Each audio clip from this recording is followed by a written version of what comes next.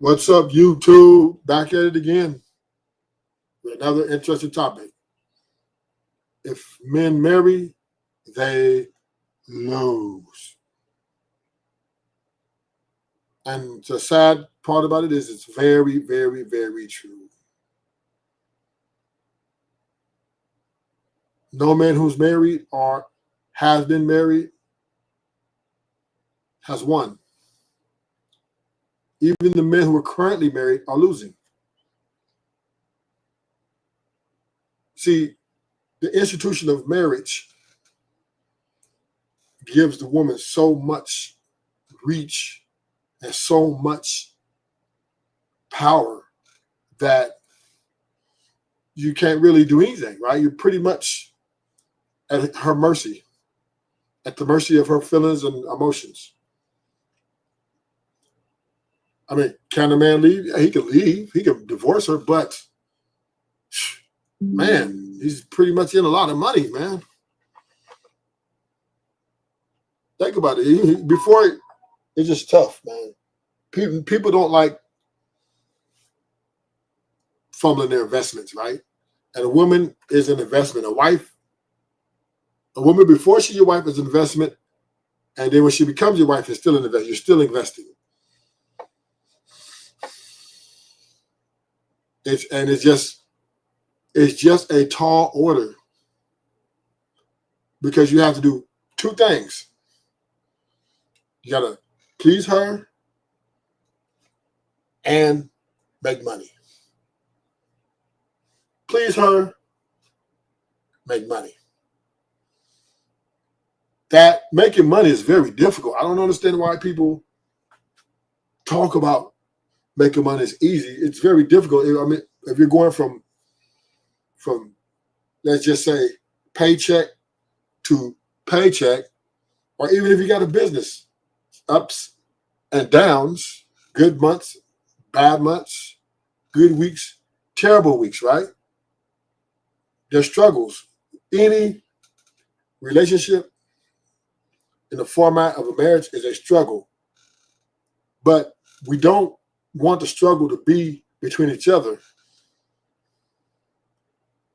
We don't mind dealing with life struggle, but we don't want our struggle to be in the home.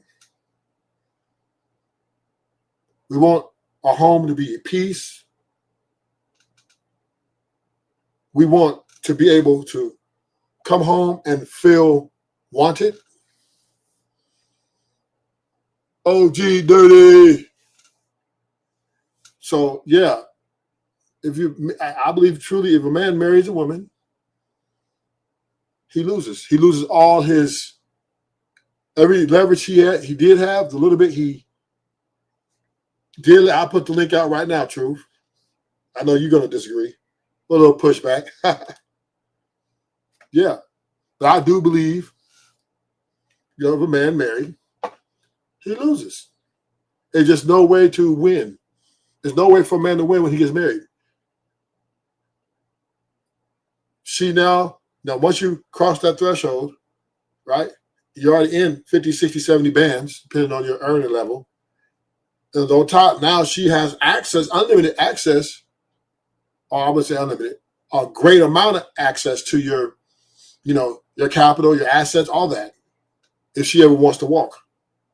The problem of being married, if your woman ever decides to walk, she can fundamentally, through the courts, she's going to come in, leave, and take with her, whether it be, and hopefully you're not a high earner, but she's going to take with her the kids. She'll take with her extra money. And if you guys have a house together, she's the house, she's getting that house. 401k, yeah, she's in that. She's all up in that. Let me get that, please. Yeah, 401k, let me get that, please. Right? If you have different things going on, investments, she's in that too, please. Right? The women, when they marry you, her access to your resources become greater, and your authority over her as a man being a leader becomes lesser. And women understand this. Women understand this. And this is why as soon as they say the vows, whoop, they flip that switch on you. Whoop. Now, who's the boss? I mean, I wouldn't advise it. So let's take a look at a man here. He was married, right? And his wife, she had 3 kids. They have 3 kids, but none of them was his. Yeah, none of them was his. And we're going to see, how this affected him. And this is why I say, if you marry, you lose. Simple.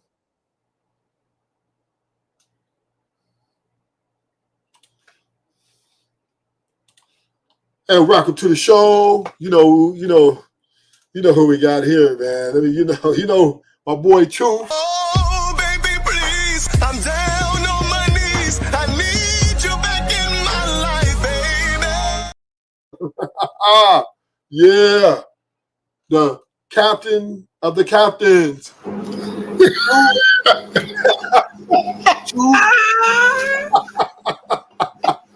Yeah. Yeah.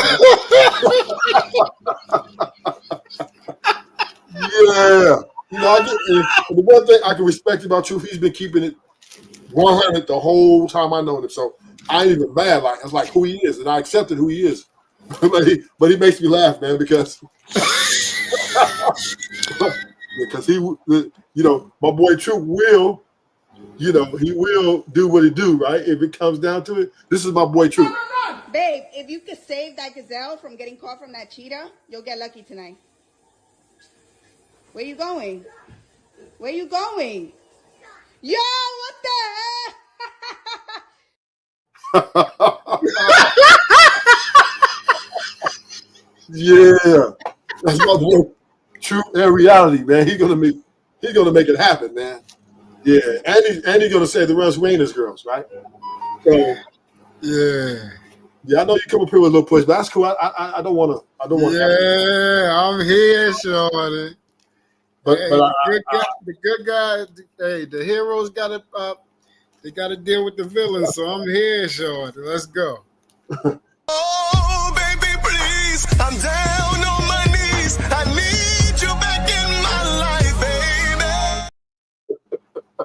Yeah, that's it. That's it, Shorty. Let's go. I'm here. Okay, so you see my title. If men marry, they lose, and I don't think anybody can dispute me on this. I think that's an easy win. And the only reason I do know that I'm gonna get pushback because I do expect pushback from the men because most men are traditional. So I understand that, right? It's not like I'm like thinking that men gonna disagree with me. But from my assessment and my evaluation, if you marry, you lose, and and that's the truth of the matter. There's really no way around it, right? You lose leverage. The woman gains access to all your resources, even double via courts. If y'all ever fall out, hopefully y'all don't, but if y'all do, she stands to benefit from your back-breaking work. Don't have no 401k, don't have anything going for yourself. The only way you can actually have a little bit of, ground in being married, if you're broke. If she married you and you broke, which that just doesn't happen. But if you can marry a woman when you broke, I think you kind of have a little bit of, wiggle room. But yeah, most men can't marry unless they got money because most women are looking for providers. And believe me, that's why women date for a long time because they want to make sure that you're capable. That's why they're making us pay for these dates and different things. They want to make sure that you're able to give them what they at least close to what they want, or at least capable of it. If you come in broke, they're not. They're getting rid. They might get some D from you, but you're out of there. So what do you have to say to that, Truth? Well, Your title says, if men marry, they lose. Yes. So it should say, if males that want to be men marry, they lose. Because that is true. But men that are actual men and men that actually love women, they actually understand what the title of man is. They actually understand their purpose, while God actually gave us dominion, power and rulership over the planet and everything on it. We understand these things. We understand with great power comes great responsibility, and we understand our place. And we understand our place inside the marriage, and we understand our wife's place and where she belongs at. And we understand that we are number one and she's number two. I'm Jordan and she's Scottie Pippen. I am the franchise player, the GOAT, and she is the greatest sidekick the world has ever seen. That is a perfect compliment to her husband. That's how it's supposed to be done. So if it moves that way, then it's nothing but gain. You gain family, you gain love, you gain beautiful children, you gain respect, you gain more money, you gain, a broader networking field. You gain good cooking that increases your health. You gain, then you gain amazing intimacy in and out the bedroom. And then you gain favor from the Lord. He blesses your life and answers your prayers. And I'm a living testimony like this, man. My life is going up, and it's going up fast. It's really incredible, man. And I'm trying to tell you, you only can do but win. But when we have men, such as yourself, that aren't traditional, that aren't husbands, that aren't marriage-minded, yes, you try to go into an environment that you're not aware of and that you cannot adapt to, you're going to inevitably fail. And that woman in you will suffer and make each other into worse than what you were previously before you guys have commenced and came together, my brother. So I can understand why you would say that, but the statement is ill-advised and it promotes the wrong thing. If you are a man, then it's for you. If you aren't a man, the marriage is not for you. It's just not. Nor should you be a husband, nor should you be a father. Because you cannot have one without the other. Those things are synonymous, my brother. Okay, so hold that thought. Hold that thought. Now we're gonna go watch this. We're gonna watch this. We're gonna watch this tape, right? We're gonna see this, how this goes, right? Married to your wife and you have 3 kids with her, and then you find out that one of the kids is not yours. That means that your wife cheated on you. Crazy. How about if you found out that 2 of the kids that you thought were yours are not? Your blood is probably boiling at this point. Well, guess what? In Deshaun Flood's case, this man found out that all 3 of the kids were not his. And to make things even worse, not only was this woman cheating on this man, she was cheating on him with his relatives. So the kids belonged to his relatives. After getting this information, Deshaun decides to go down to his wife's job and confront her about it. She sees him coming and runs inside of one of her co-workers' car. That didn't stop Deshaun from shooting her multiple times. And when she tried to run while shot, Deshaun chased her down and pistol whipped her. After hearing the gunshot, some of the co-workers called the cops. The cops came, arrested Deshaun, and the wife made it to the hospital where she survived. There are some people on the internet that are saying it's a valid crash out. Okay. So, right. This goes on a lot. This goes on a lot. It's been going on for years, but it goes on more than we would like to testify about it, right? So, And they're married. Granted, they've been married, and he's been paying all the bills. He's been the sole provider. And while he's gone at work, she's sliding out the back, getting bust down, and let the nigga put the whole load in her. The whole load, not half the load, not a quarter of the load, not pre-cum, the whole thing, nigga.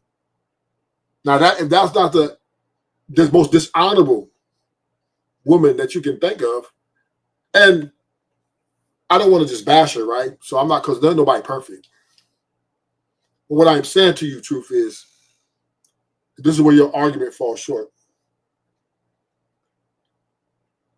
Women are very emotional. They invest heavily in their emotions. A lot, right? They are a type of people who their feelings matter to them a lot more. Now, I said that men, we're not emotional. I'm saying we are emotional. But women invest more into emotions. Men invest more into logic.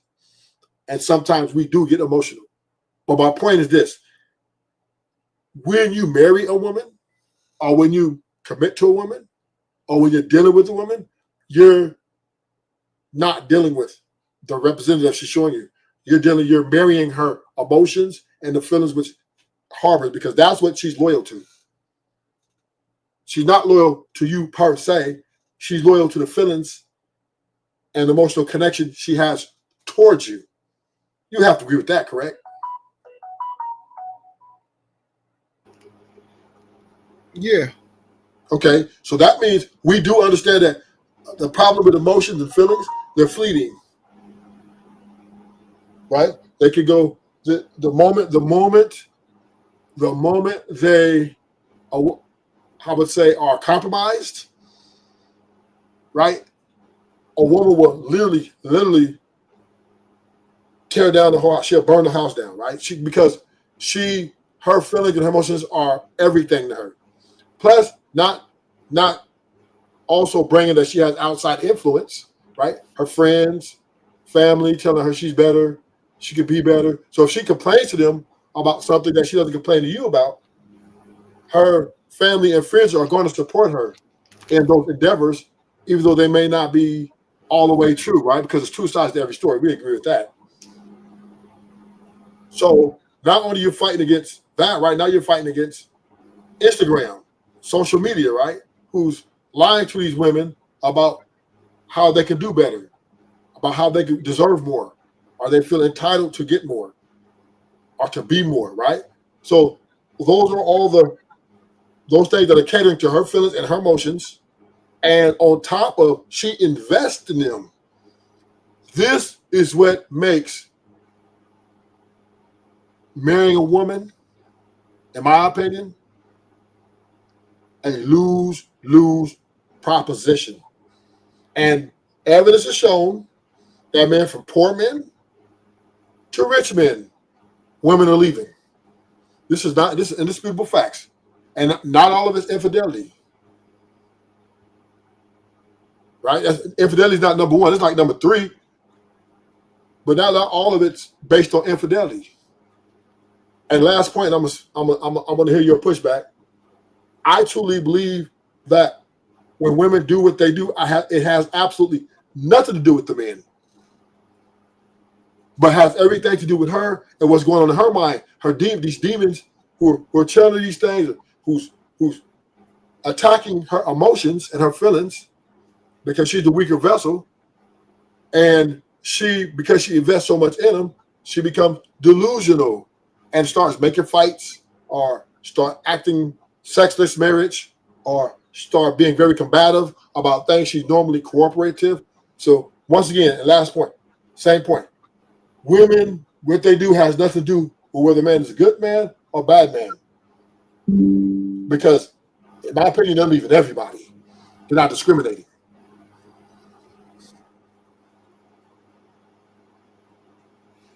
Okay. So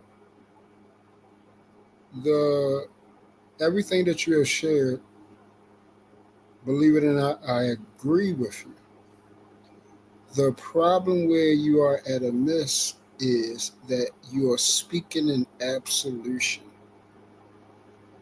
And what I mean by that is you are basically speaking as if every woman in the world is guaranteed, if they become a wife, to move this way. That's the problem. The problem that you are having is not understanding women. Majority of the information you shared is correct about women.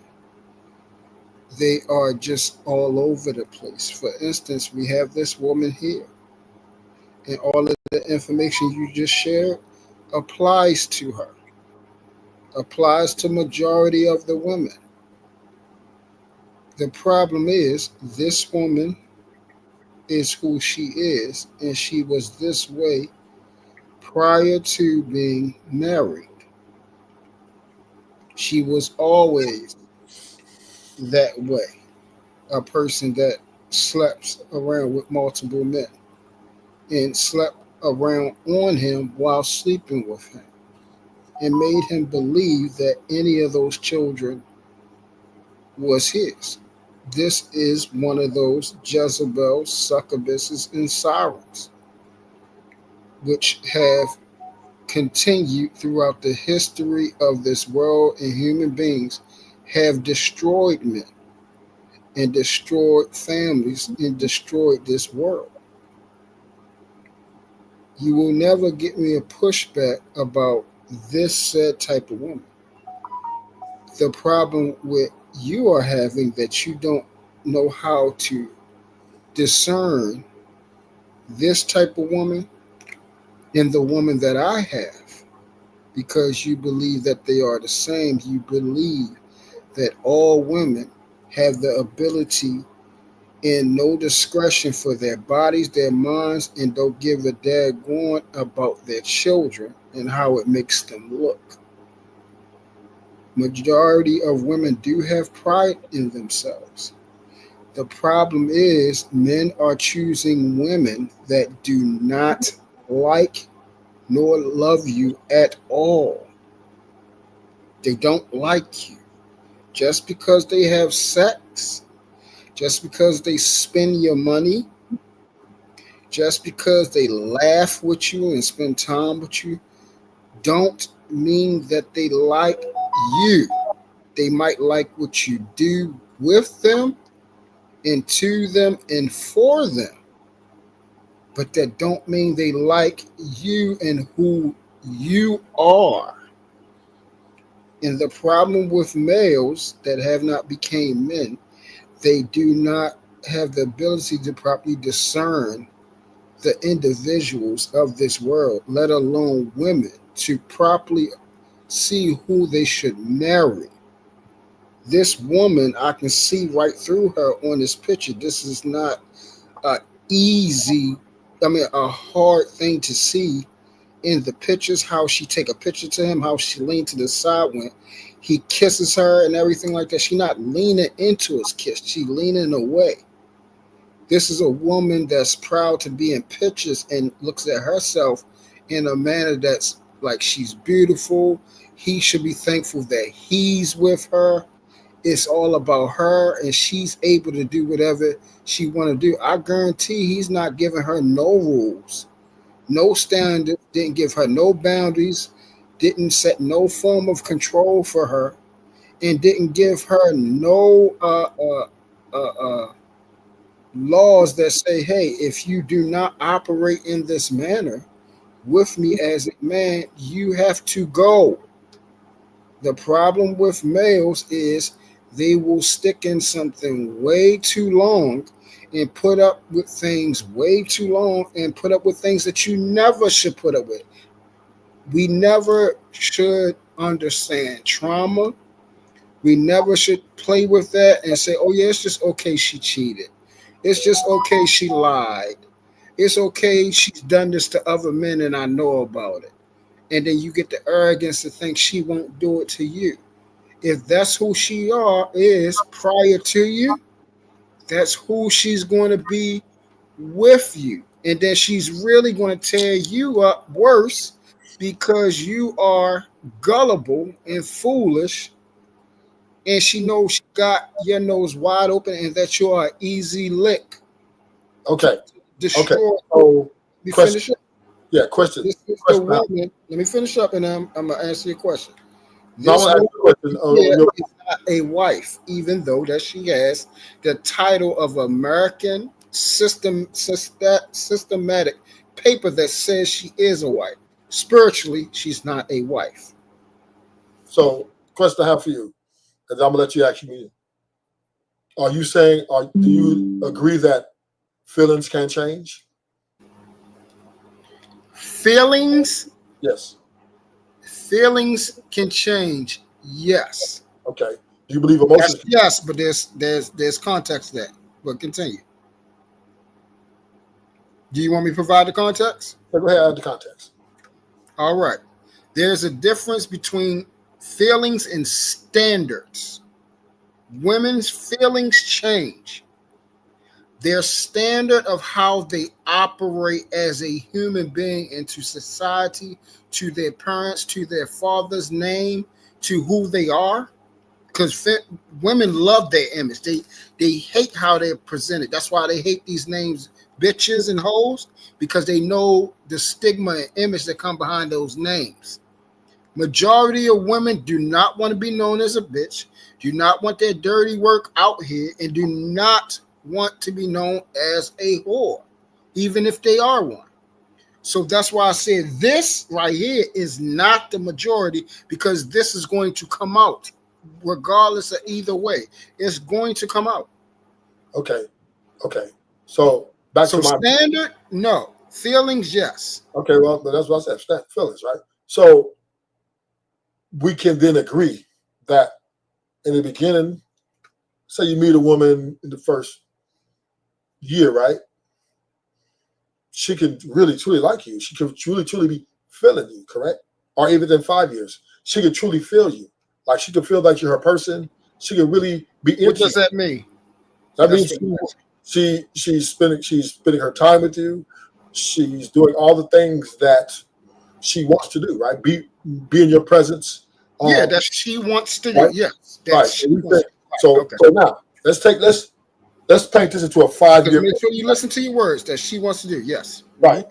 Let's put this in a 5 year picture, right?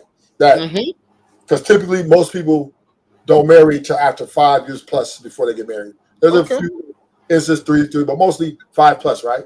So I want you to remember what you said that she wants to do. Go ahead, continue. Right. So we put this in a 5 year map that she is feeling you. She really wants you to be her husband. She really had all these aspirations for you, right? Because she visualized you and she sensationalized you, and it validated her feelings and her emotions towards you that you were the one, right? And then you come in as a man after obviously you do your evaluation and see that, okay, this is it, right? Because I mean, yeah, we had our ups and downs, but yeah, we're still going strong. And you get the ring, you marry her, etc. You go into marriage. Now here's the next question to that. Not the next question, but here's where once again your argument falls short. Is 6 in year 7 or 8, right? Let's say she has one kid, and as that kid, she has an epiphany. She thinks, I think they have some type of name for that when after they have children. I think what's it called again? Post traumatic or something. That after you're talking about postpartum. Yeah, postpartum, right? Now, here's where we get to the meats of it. This, I've heard, can change a whole woman's outlook on what she signed up for, on what she was willing to sign up for, and what she truly, really wanted. It can make her feelings can change. Her feelings can change in this moment because she wants something different, or this is what she thought she wanted, but her feelings changed, so now she's not sure that she wants it. So we see this, right? This has nothing to do with him, right? This has nothing to do with he's not out here doing egregious stuff. He's cultivating his part of the relationship, obviously, because she accepted the ring. She went down the aisle with him. So obviously he was the man doing what he's supposed to do. And obviously she was that woman No, doing what she was supposed to do. that's where I disagree, but I'm gonna let you continue. That's now that we get to after the baby comes, she has the postpartum, and her feelings might change due to, maybe she's confused now, right? So my point is, there's no guarantee that no woman that you meet, or men for that most part, but since we're talking about the women, there's no guarantee that both of y'all are going to have the same feelings for each other throughout a long-term relationship. There's no guarantee, meaning feelings can change. They're fleeting. Emotions are fleeting. And the reason why women leave the most, or the most easiest to leave, because they don't really believe in duty. They don't like duty. Their feelings saying, plus that's where I disagree. But continue. Their feelings are saying that, they feel differently about you, that you guys are growing apart, and then her friends validate her, or maybe her work husband validate that. The relationship or the marriage is done. And this has nothing to do with you in all cases, but everything to do with the way she feels. Go ahead. All right. So the first thing you stated was what she wanted. And that's the problem right there. You should never marry a woman because of her wants. You should marry a woman because she is a woman, wife, and mother. You should marry a woman because she is a daughter of God and wants to please her father. And in turn, pleasing her father, which is duty, she knows when she signs up with a man that she's under his leadership, under his guidance, under his rule. And she knows automatically that adultery, having children out of wedlock in adultery, displeases her father and is worthy of death. Once again, that woman would not do this. She doesn't have feelings that change to the point where it disrespects her God and who she respects. I have never seen a woman that loves God, obeys the scriptures, obeys the word, live biblically, completely biblically. Not this Christian stuff that we see on television, T.D. Jakes, Joel Osteen, live how and move how you want to do, and still God going to forgive you and love you, all that. No, I'm not talking about fake God people. I'm talking about a woman that loves God, loves him, knows that there is none like him, and she wants to please him in every possible way, which means she understands that God expects her to look and reverence her husband as if he was standing there in his place. That's how she understands that. She understands Ephesians 5, the whole chapter. She understands that. She understands Titus 2, the whole chapter. She understands what Proverbs 31, 10 through 31 means. She understands these things. Why? Because she has studied, she has prayed, and she has asked to be a woman, wife, and mother. And she understands she cannot become those things which complete her for her purpose and will of creation and divine order without a husband. And on top of that, she does not want to displease the man she likes, respects, and loves. She doesn't want to do that. This woman, which is not a woman, which is not a wife, which is not a mother, which means a man should not be sleeping with her, should not be marrying her, and should not be getting her pregnant, because she will destroy you. You guys go and say, oh no, Because she's willing to marry, that means she is a wife. No, she's not. And that's the problem. We Okay, so really don't understand what a woman, wife, and a mother is, how they move, and how they respond, how they carry themselves, and how they actually live. She doesn't do that. I can see it right here. I can see it in her face, her looks, her demeanor on picture. It's easy to see who it's all about. okay, And a woman like that is selfish. so And selfishness is let's not of God, brother. let's bring this back. Right? I understand what you're saying. You took it down a religious front, but we're going to keep it on the worldly, right? Because most people don't practice religion, right? So are they have some sort of belief, but they don't really, That's the problem. right? So okay, It's so not about religion. but what I'm saying is this, though, right? Mhm. All I'm saying is I'm not saying that I'm not here to dispute. No, I agree with you now. Right. I'm saying I'm not here to dispute Yeah. whether a man can Mhm. be all this, all he's supposed to pick and all this other stuff, and then the woman is supposed to be this or whatever, right? What I am here to say is this. I'm just here to break this shit down to what I think we're missing here. I No, don't. that's my point. That's my I point. think- That's what you're I missing. think I believe. I truly believe, Mhm. right, that because the title of my show, obviously, you know what I mean. I'm against marriage, right? So I Oh, you truly. should be. And men like you shouldn't be married. I agree. So I go. Let's go back to a real quick. And I don't want to make this about religion, but I will go back Yeah, to because Eve. you're going to look in the aspect of why we shouldn't get married. So you're going to find everything to prove your synopsis. Yeah, And I'm glad you do that. because I just believe. But you just put a hole in your thing right there. Here's where me and you disagree, but I'm not going to say it's on the side of the man. More so, I'm saying it's more on the side of the woman. Why it's bad for her. That's why I put if men marry, they lose.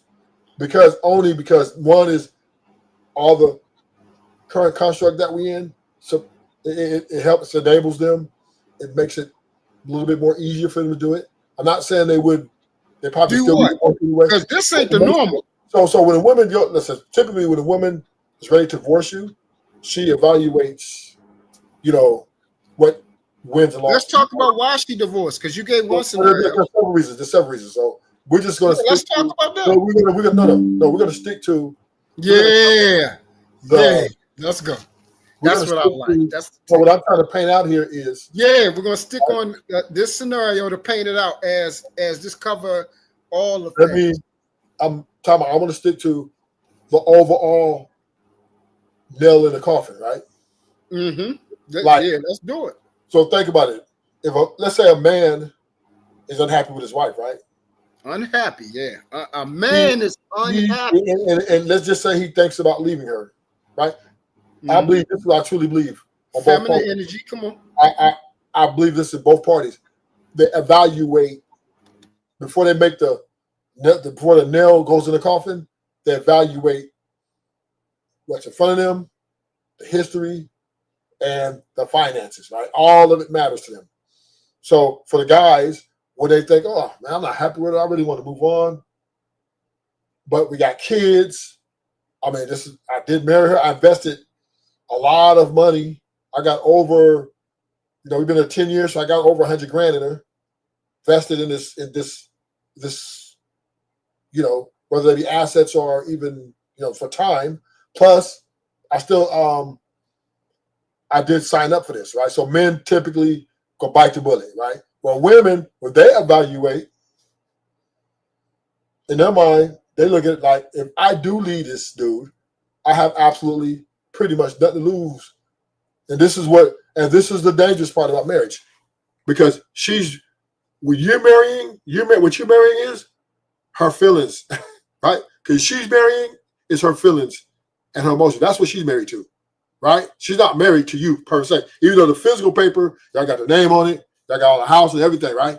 But her feelings and her emotions rule, right? They are the numero uno boss in her life, right? So when she evaluates, once those feelings and emotions leave, and then she breaks it down in her mind and says,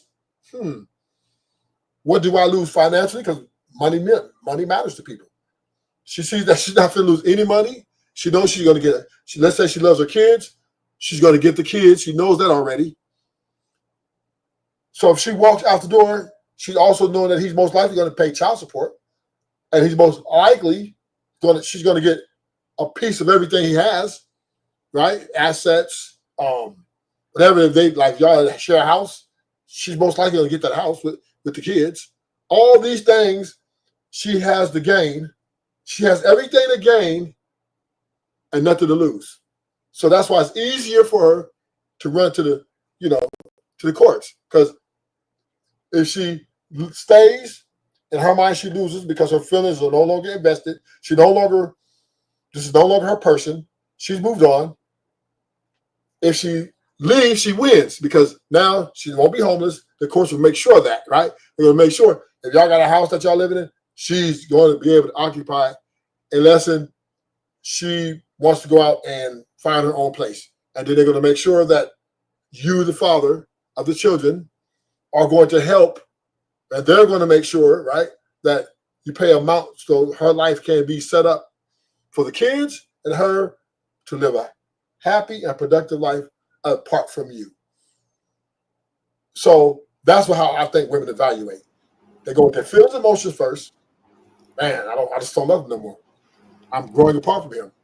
And this is a good man or a bad man. It don't matter. You could be the good man. You could be doing. You can be sexually down good. You could be doing everything you signed up for. But once the emotions and feelings walk from her body, she does not longer attach to you. And largely this comes from outside influence. Another guy talking to her while you're at work. Like this, in the case of this guy, he's working and she's texting and talking to his cousins and his uncles. They probably going in and smashing, right?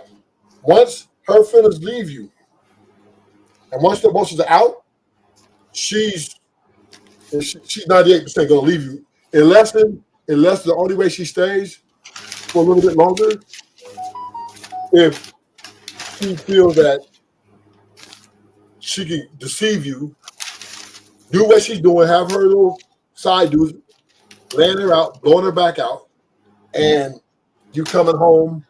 Some of them would do it for the family, right? Some of them do it for their family. Oh, she's still married, or look at them, they're just so happy, right? Some of them would do it because they care about what other people think. In some cases, right? So bottom line, I'm gonna pass it to you. I know you finna just blow up. If a woman loses her feelings and emotions towards you, I don't give a fuck what you say, what you do, and how you do it. She will walk. And it has everything to do with her, within her mind, and nothing to do with you.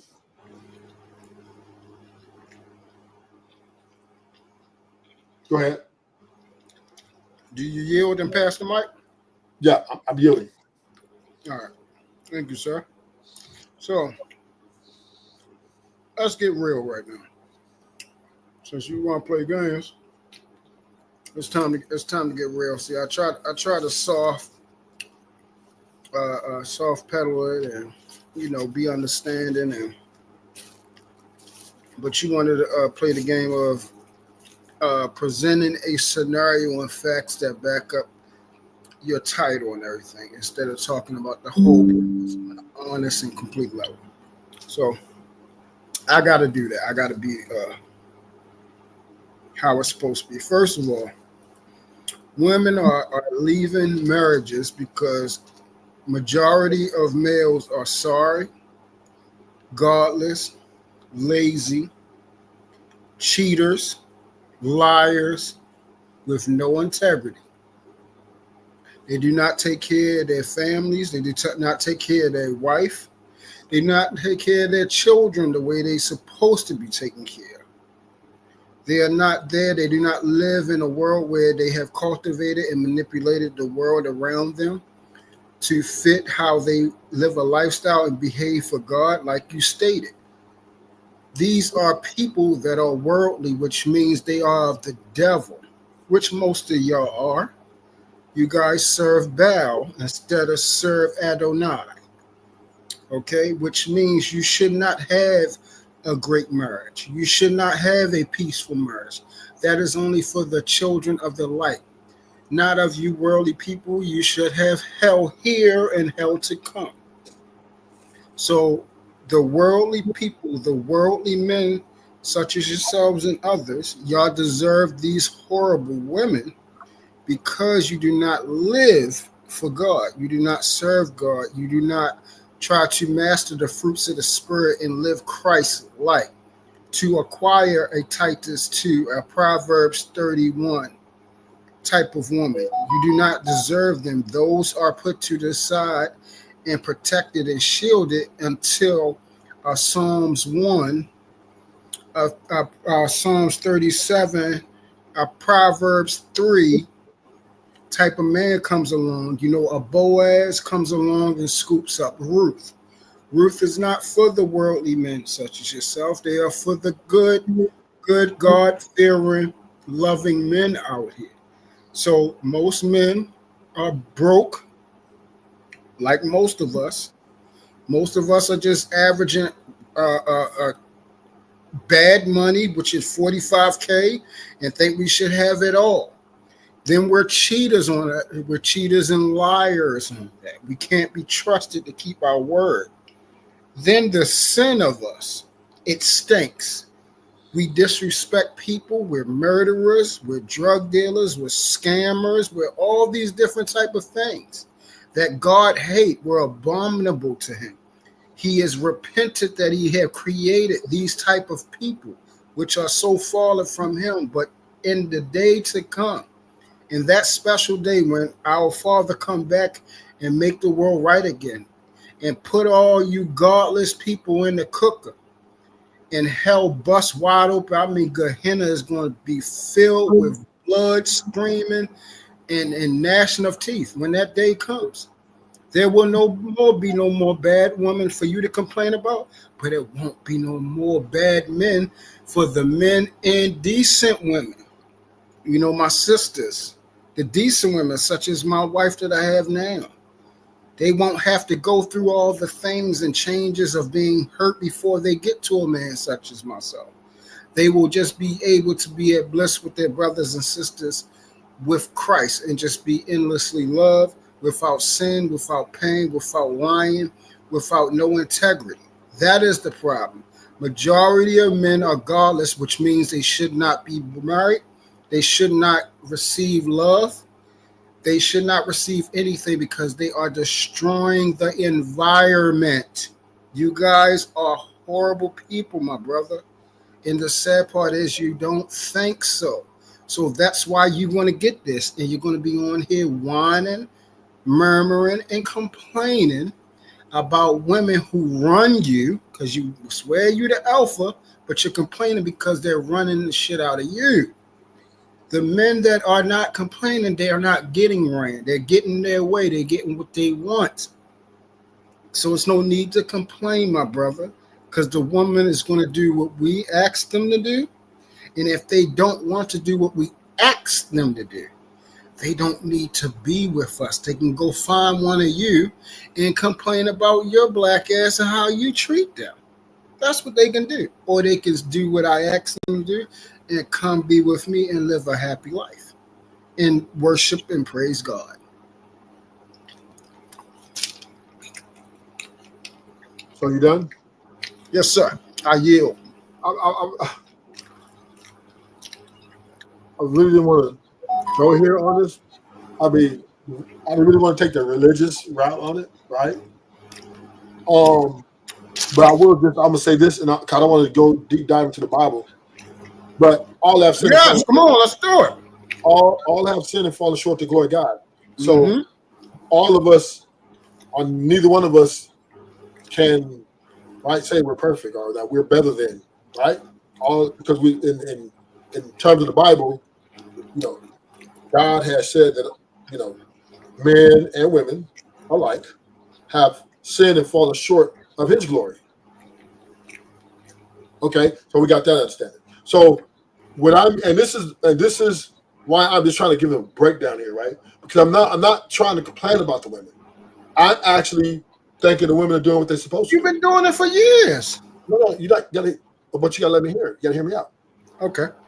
And to the women out here, if you ever watch this, right? I think the women are doing what they're supposed to do.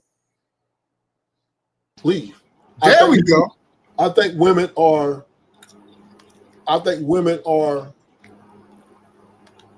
acting in what they're built to do. Take and leave. I think this is who they are. And I am at peace with that, right? Oh, really? Yes. This is why I'm not getting married, right? I was married. I'm not going to marry my twin, right? So once again, I'm not here to complain about women. What to do? I'm just giving dudes a psychological detailed on so men can stop blaming men for the woman's emotional roller coaster that she lives. We don't care about because we agree that's how it's supposed to be. And I'm not saying because let's break it down, right? Let's break it down. Let's go with the first one you like, right? Mm-hmm. Let's go with infidelity. Mm-hmm. Right? Now, I've had which deserves death. Continue. I have multiple relationships, right? Mm-hmm. My life. Yep. I've been caught in infidelity and no woman's ever left me for it. Right? No woman's left me for it. All my girlfriends, they found out I was sleeping with another girl, and that's what I was gonna do. I got rid of them, and we moved on happily ever after. Right? Oh, okay. Yeah. So I don't truly believe infidelity is the actual root cause of them leaving. If I would say this, it's a combination of things, and then that could be the icing on the cake, right? But what I say is, why do women trip on when you fuck another woman, right? And let's break this down carefully. Why is a woman tripping because I'm fucking this other chick over here, all these chicks? But before I get with them, right, they are attracted to men who have a lot of options, right? Men with a lot of options who get all the women. Most women want them, right? So and that kind of bothers me for a minute. Why are they chasing a nigga with all these bitches? They know he got bitches, but then when they get with him, now they want to hold him foot to the fire. Because I understand now. It's all about leverage. The only power that a woman truly has over men in her mind is her coochie. Right? So when y'all sign that contract, whether it be verbally or pencil, paper, whatever way you want to put it, she wants monogamy, right? Meaning she wants and he wants, I'm not saying he don't want the same thing, they want you not to go out and share that penis with no one because they want, particularly women, not so for men, women want to have that leverage in their relationship. Meaning, if they get upset at you, they want to be able to use that vagina to keep you in check, right? They want to, that's what all these sexist marriages, all these, lot going on because women are saying when they want to protest against a man's, maybe they don't like what he's doing, or maybe they just haven't been feeling the way he's, whatever, right? They'll go on a vagina strike, right? And say, okay, the guy ain't gonna give you none until you comply, right? Because women know that they can't beat them up, right? They know that they can't out-talk them, really. They're just not stronger than them. So what power do they have? Because they can't get them with money, right? Because men are mostly providers and paying all the bills. So the only power that she's coming in with to use to keep you in check and to get her way, to get the thing she wants, that vagina. And if you go out and get some more vagina, it takes away her power. It takes away her leverage. Because now, if y'all come home and argue, and she says, well, fuck you, nigga, I ain't give you none. You hop in your whip, screws down the street, and your side piece, or whoever you're dealing with, we're happy to spread them open, right? And that is not, and in the woman's mind, that creates insecurity because now she doesn't have the control she wants, the leverage she wants, and it makes you no longer no good to her, right? Because if she can't have that power, to control you with her vagina, she feels useless, right? She feels like she doesn't, like, she feels like you're all the, she feels like you have all the leverage now. She needs something. And that's why they trip on it. Not necessarily because you're fucking a girl, but the power which they want to use their vagina for. That's why you'll see a lot of women, when they settle, right, for the guy who isn't really what they really want, is because the guy who they really want wouldn't give them that power that they wanted, right?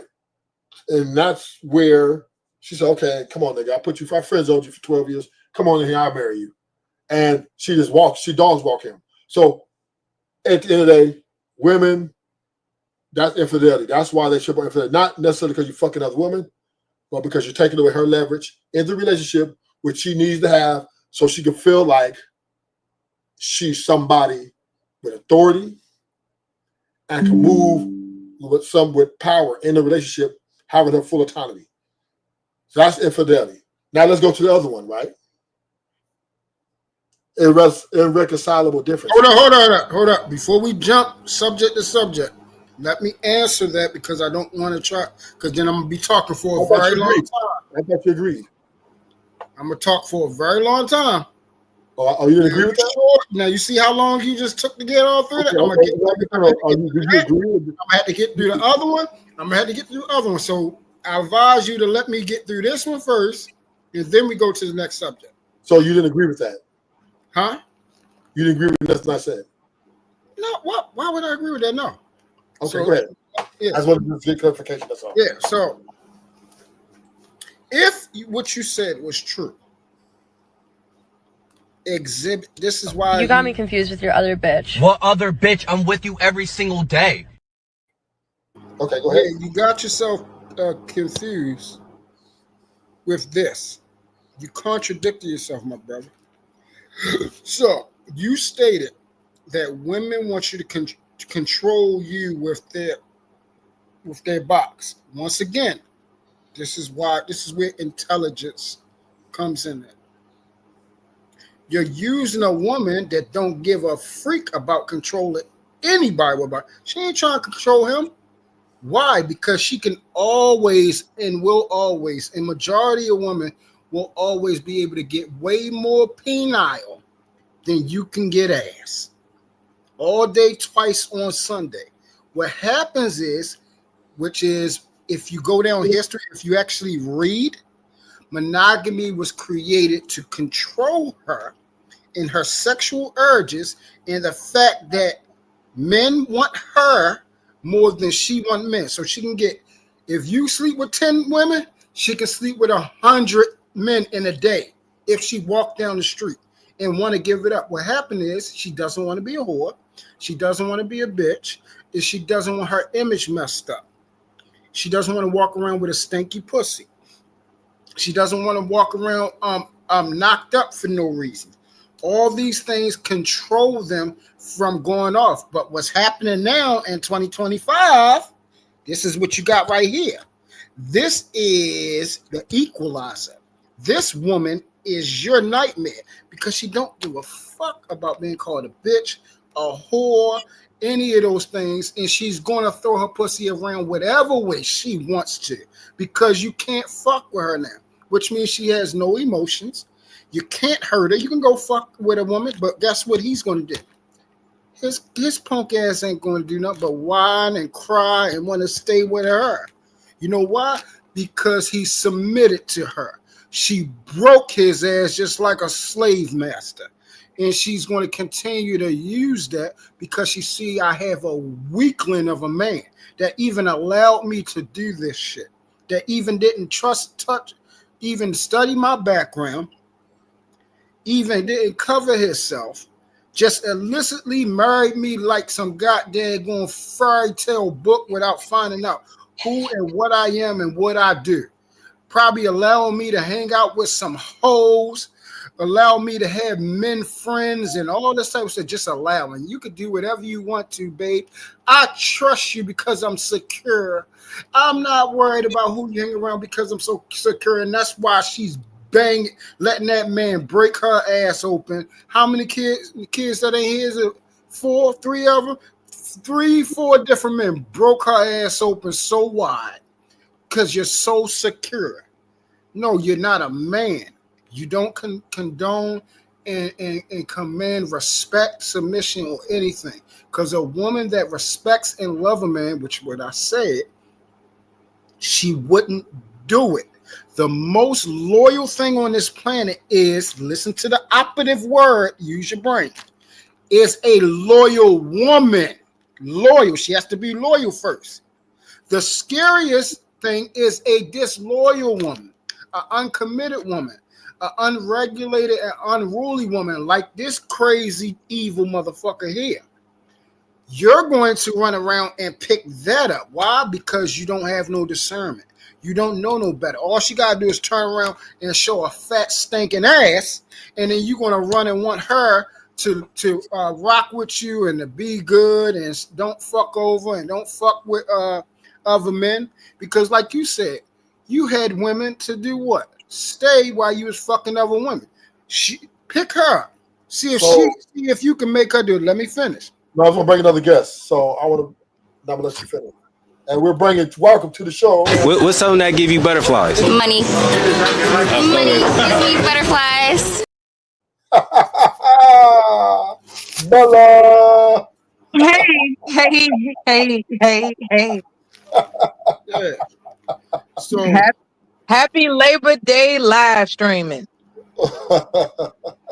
What's happening? I just had one quick question, and then you can clown me from that point on. What does it look like for a man not to allow his wife to do something? Like, what does that look like? Like, is he just gonna orally tell her, I forbid you, I don't allow this, I ain't going for it? Or is he gonna get physical? Is this a physical conversation when you all discuss he allows her? Like, what does it look like for him not to allow her? That's my question. So Rufus, I'm gonna show you what men do, brother. When we was making sure that we try to have a great conversation. It's intimidation, right? So I'm gonna show you what men do. This is how you do it, brother. Oh, baby, please. I'm down on my knees. I need you back in my life, baby.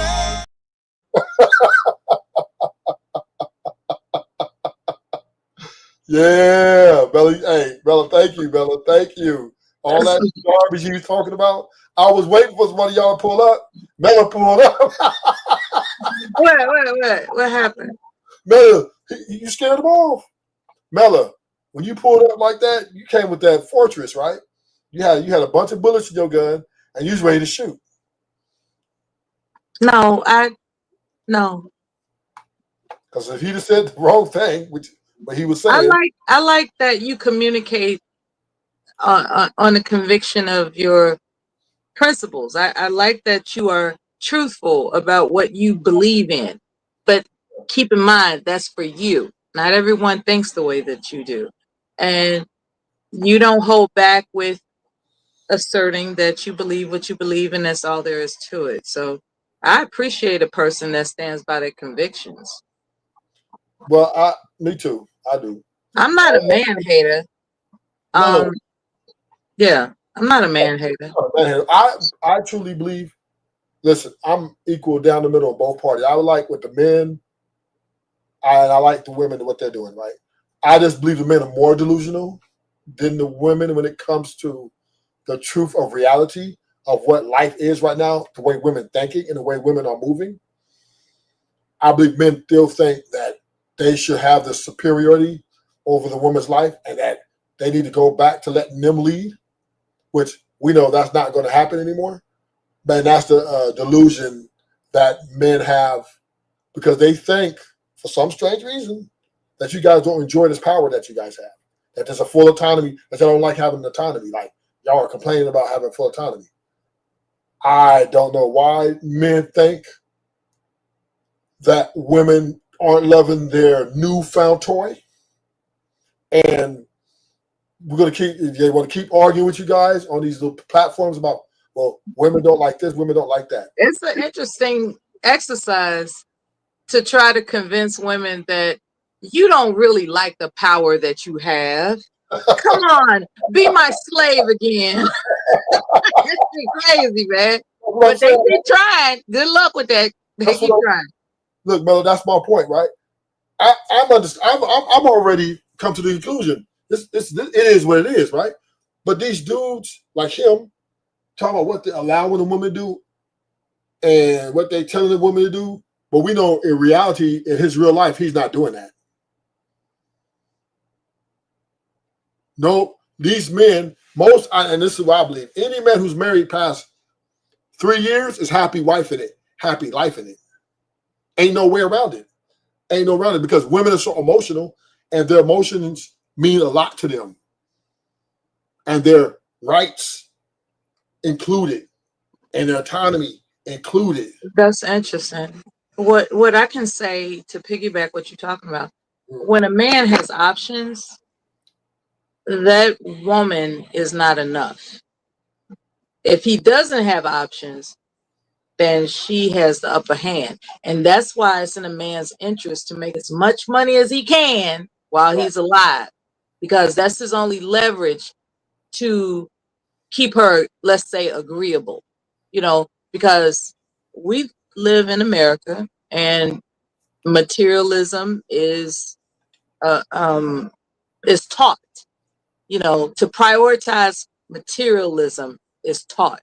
It's the rare woman that comes along that indicates, even though she can sustain herself, but there's something about her principles for living. It's like, it's not about the money. It's about us being together, unified, faithfully. And we're going to be all right because we got each other. That's a rare woman. Unfortunately, America raises pretty much everybody to focus on materialism. So with that being said, strategically, I'm going to give this advice to men. If you ain't got no money, good luck with that. Straight up. Yeah, and because of the nature of America. That's what I'm saying. That it's the nature, and really around the world. Like, who doesn't want comfort and convenience? You go to the Philippines, Mela, they will marry you in 30 seconds if they find out you got money. Of course. That's what they're raised for. And you gotta take your family too. Yeah, you don't have to worry about a meal. You don't have to worry about sex. Because that's what they were raised to do. In America, women have options. In the Philippines, they don't have options.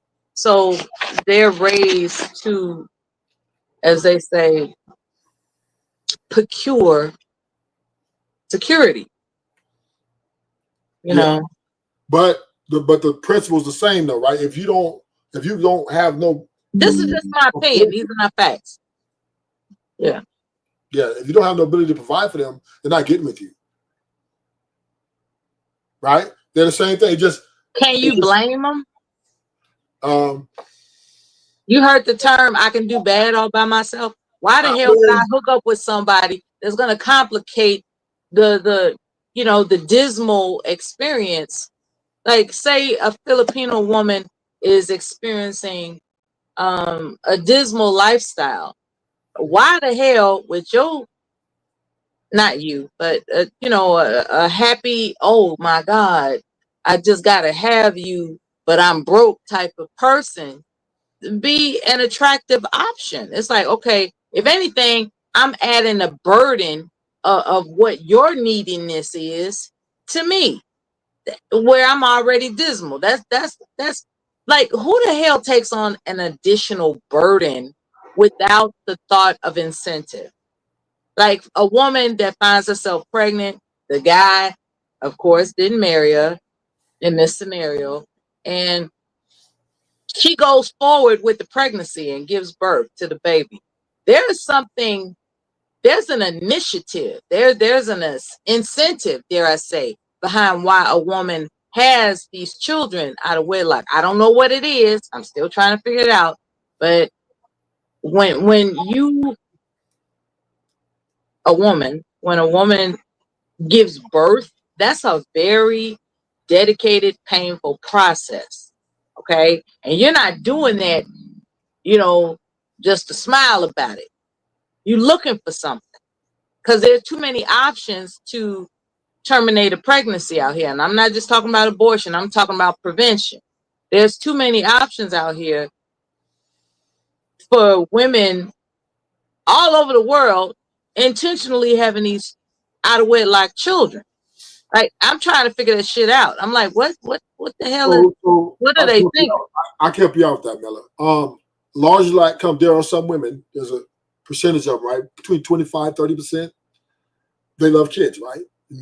They really don't like men, but they love kids. So there are these group of women out here, maybe a little more than 30%, maybe 40%, that will find a suitable partner, has aesthetics, right? But multiple children by multiple men?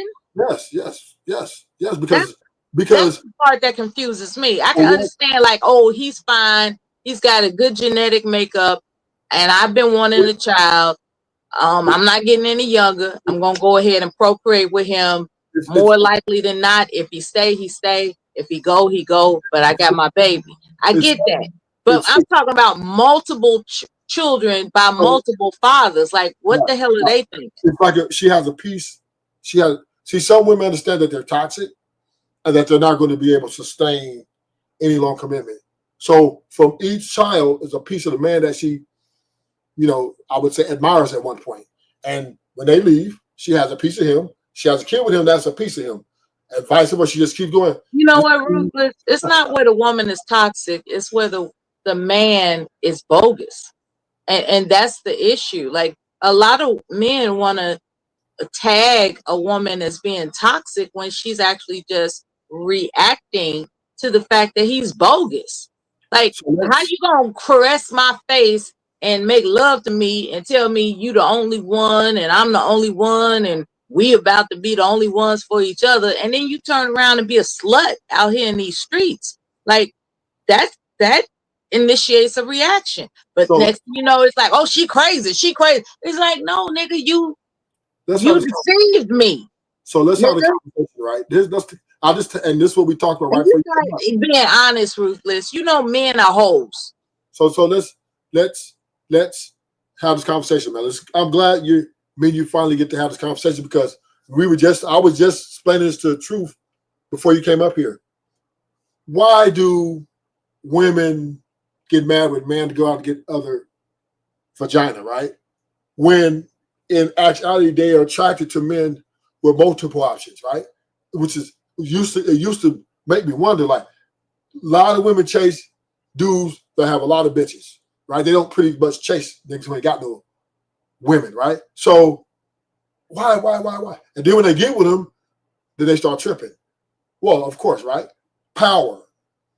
We understand the woman trips on him going out and sleeping with another woman because she wants to leverage her vagina. And if he goes out and sleeps with another woman, it takes away her power to control him or to have leverage on him, whether she wants to check him, if she wants to put him in check, she can't physically do it.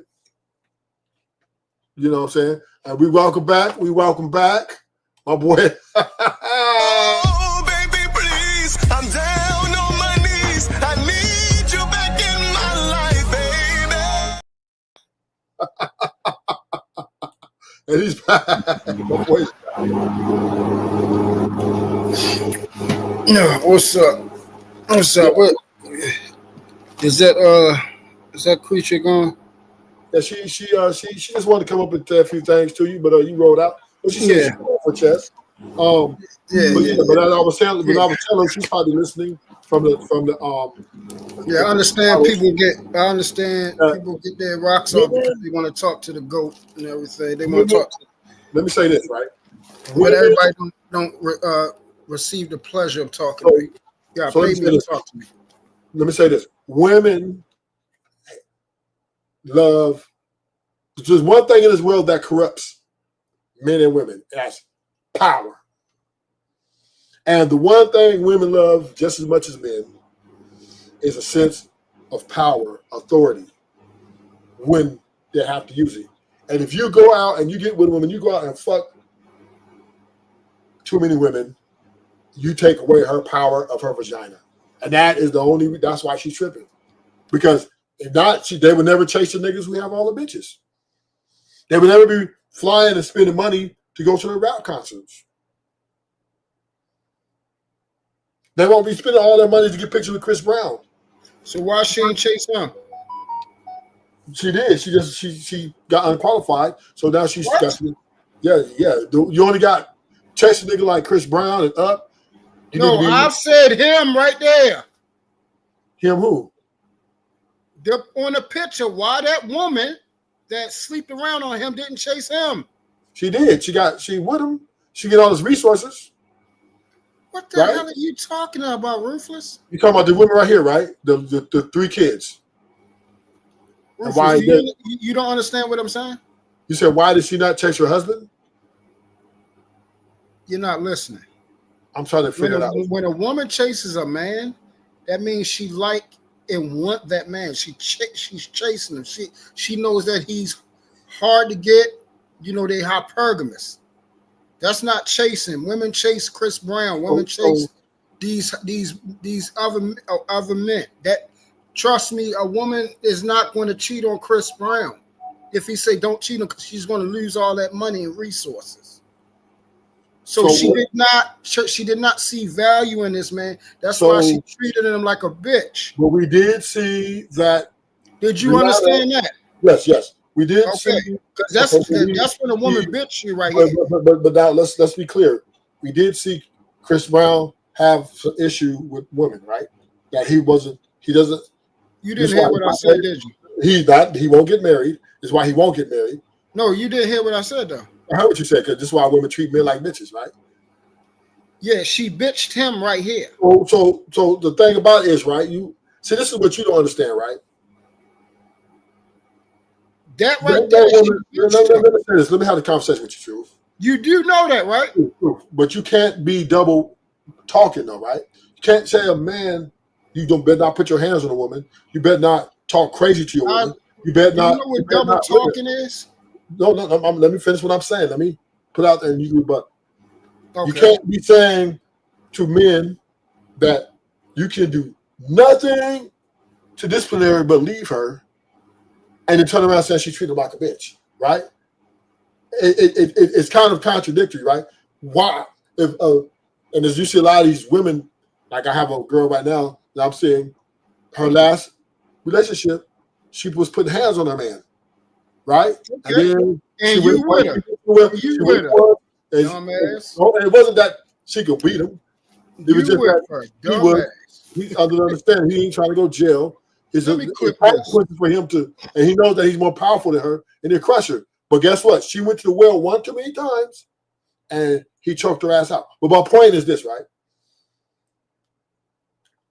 Women have been given the code, like the green light, to take off on men physically and talk to them crazy, because other men and the laws which we stand saying, well, no women can do no wrong, right? So we understand that. I don't think if his woman's yelling at him and he doesn't beat her for it, he's not a bitch. He's just being stoic, and he's just being the bigger person, and he's taking a different route. That's what I would say that is. She's talking crowd, going around doing things with him. It's because she's being promiscuous or being evil. She's doing what she feels she wants to do for herself. She has a man that's going to work, provide her lifestyle, give her things, and she's doing what's best for herself. Just let me know when I can talk. Yo, go ahead. No, go ahead. I said just let me know when I can. So what I'm saying is this, right? Women have been given so much runway in this country. They can walk up to you, call you a bitch ass motherfucker, go fuck all your friends, and do whatever, and your only weapon is leave. Go find someone else. Now, here's the problem with that. It's because women are being consistently from one woman to the next woman. So leaving when it's very hard for men to even find one, right, is sometimes very difficult. So I think that's a fair one we call niggas bitches or weak niggas because they stay in and fight for the one they love. I don't think that is being. I don't think that's being weak. I don't think that's being a bitch. I think that's just a man knowing what he signed up for and trying to work it out. Let me know when I can say something.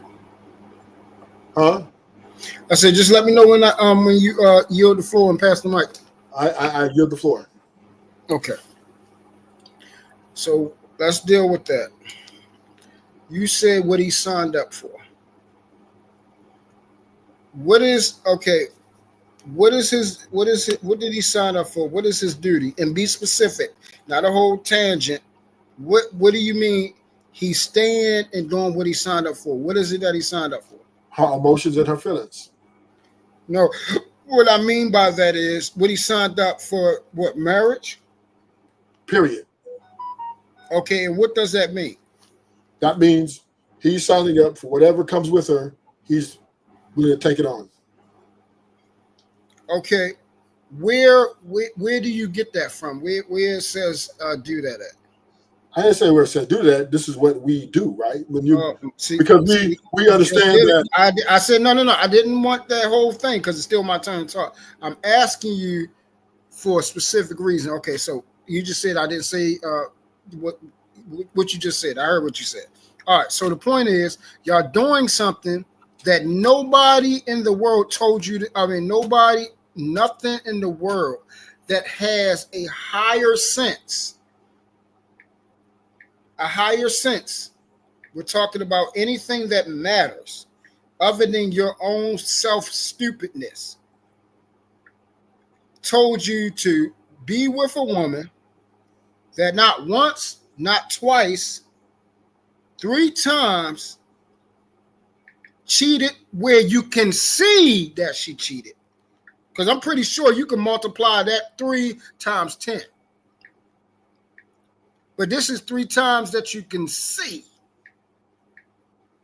that she cheated. And nothing in the world,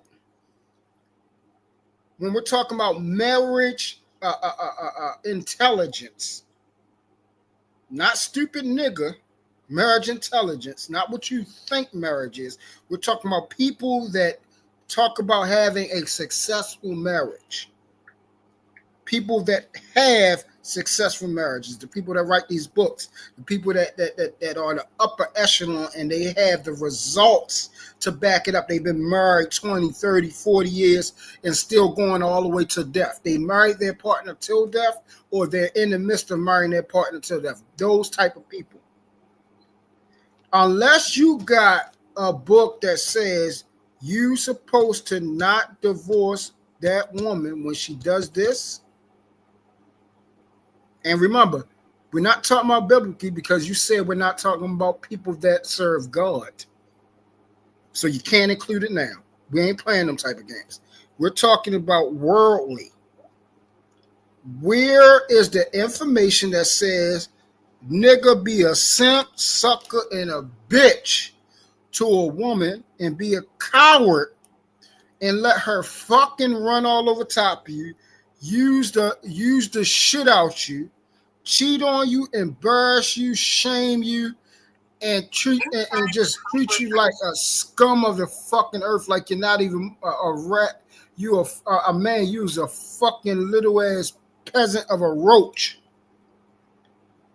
You's a bitch, more of a bitch than she is. There's nothing on this planet that said do that. He chose to do it because he's soft.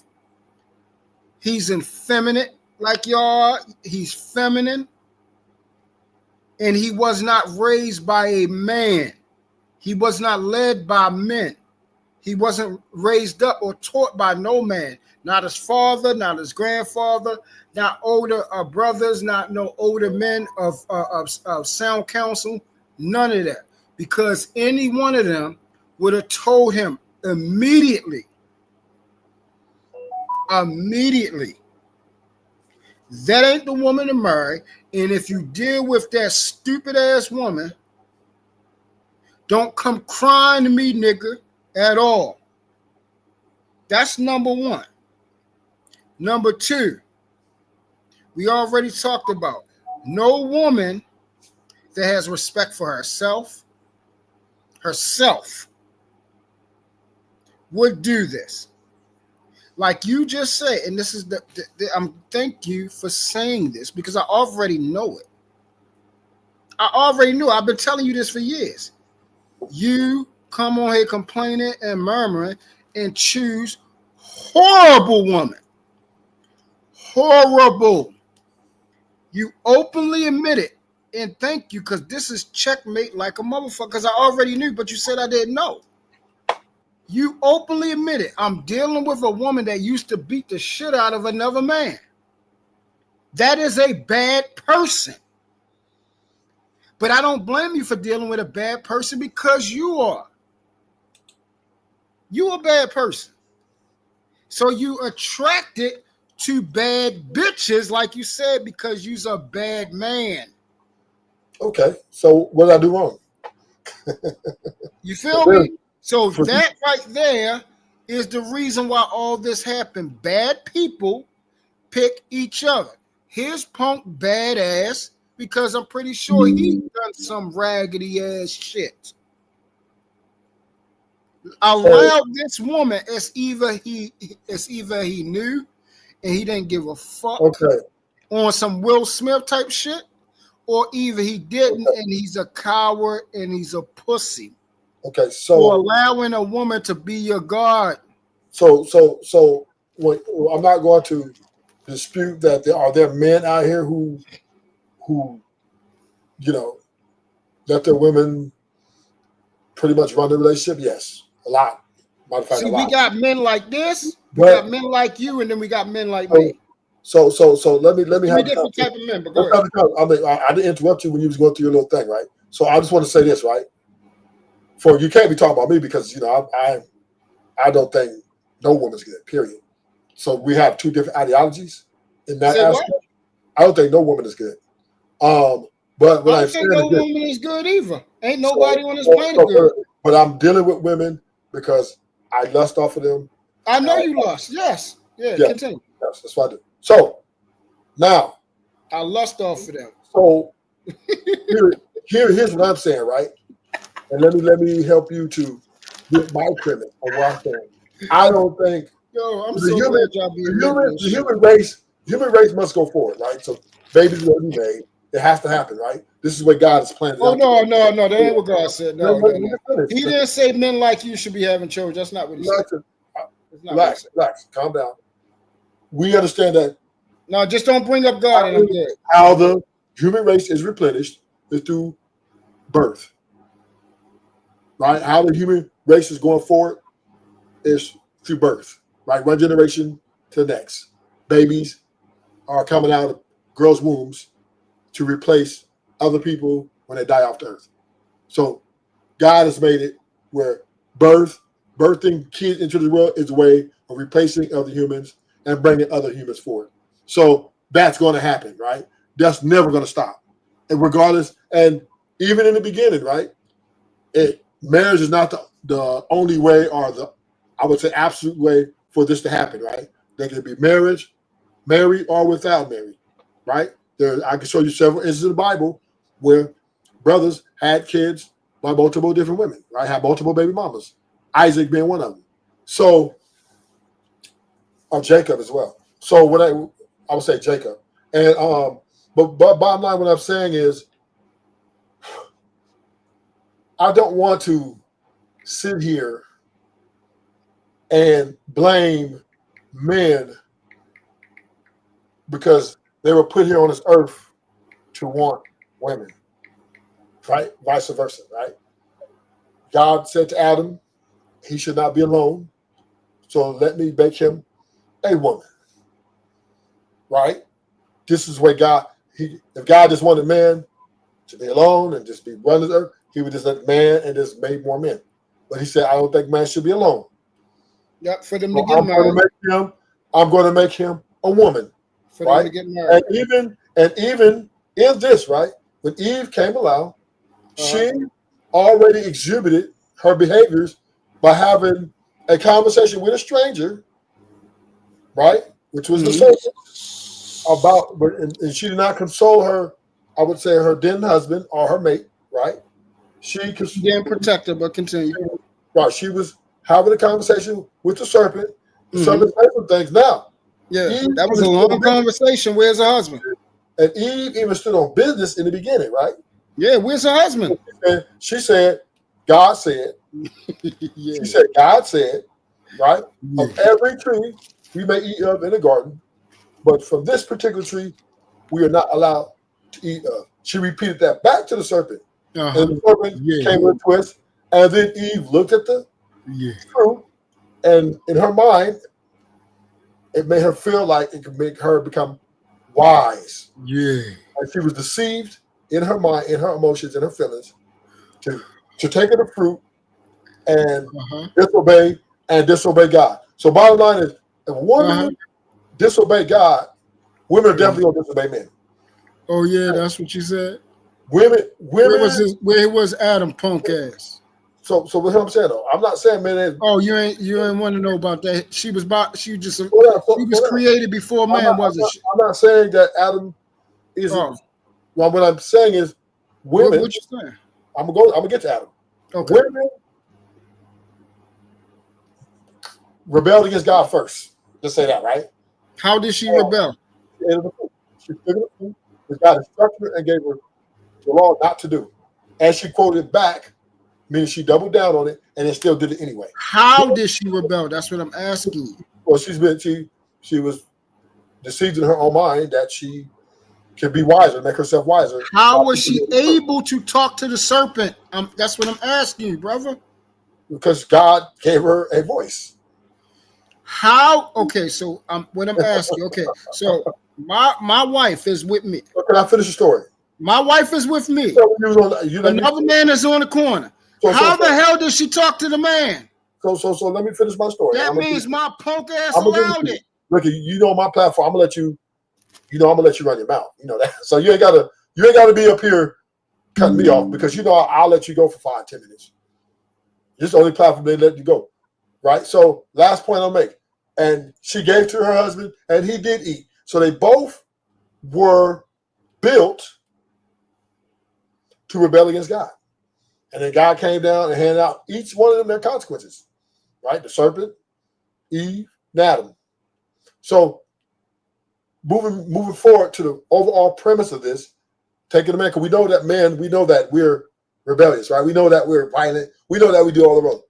Women are rebellious to God too. So when they divorce their men, or when they do all these 3 or 4 things, everything they're doing, that's what they're built to do. Women were built to be rebellious to God, just like men.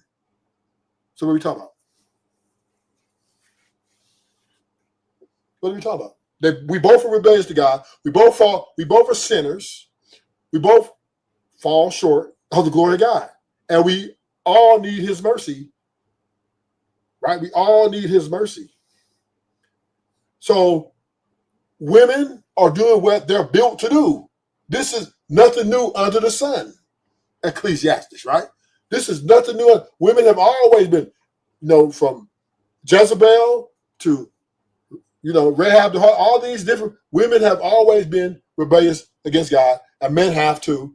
And this is why Jesus Christ came, right, to sacrifice for those sins, which men are the sins that men have committed, for mercy can be implied to those who God left. So we're not going to sit here and put women on a pedestal and say that they were built to be righteous. No, they were built to rebel against the commandments of God, undisputably.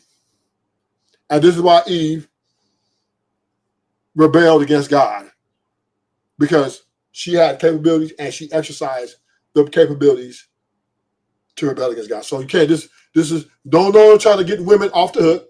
Oh, well, these women is man's fault. No. Every man and woman the evils that they do, the things that they do, right? What God be their judge, and they will be judged for the wrong acts individually that they've done. So what I'm saying to you is truth is women are unstable in their emotions, and it's a very large investment. And to the men, I'm gonna say this: you might as well be co-parents. Co-parenting is less financially risk, right? You don't have to worry about she having access to all your resources. She has very limited access. She now has more incentive, right? If she leaves you, what she came with, she's gonna leave with. You ain't gotta worry about her touching your 401k. You ain't gotta worry about getting into your assets if you buy a house or something. If you're gonna be with a woman and have a relationship with her, fine. Do not marry these women. She have her own house, you have your own house. You know what I'm saying? And y'all want to go out, y'all want to link up and have a great time together. But if you marry, you lose, because she then now has access to 90% of your resources.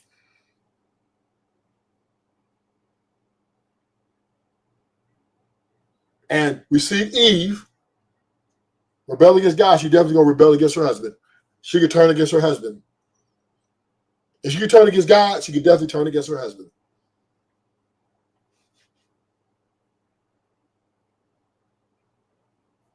So anybody up here trying to defend women as if women don't know what they're doing, or women are too, feminine to hold accountability, no, they are wrong. Women are wrong for the way they move. What'd you say, Zoomer? If the divorce is her fault, the court takes her resources. No, it takes your resources. Yes. Yes, Zoomer. If you're the high earner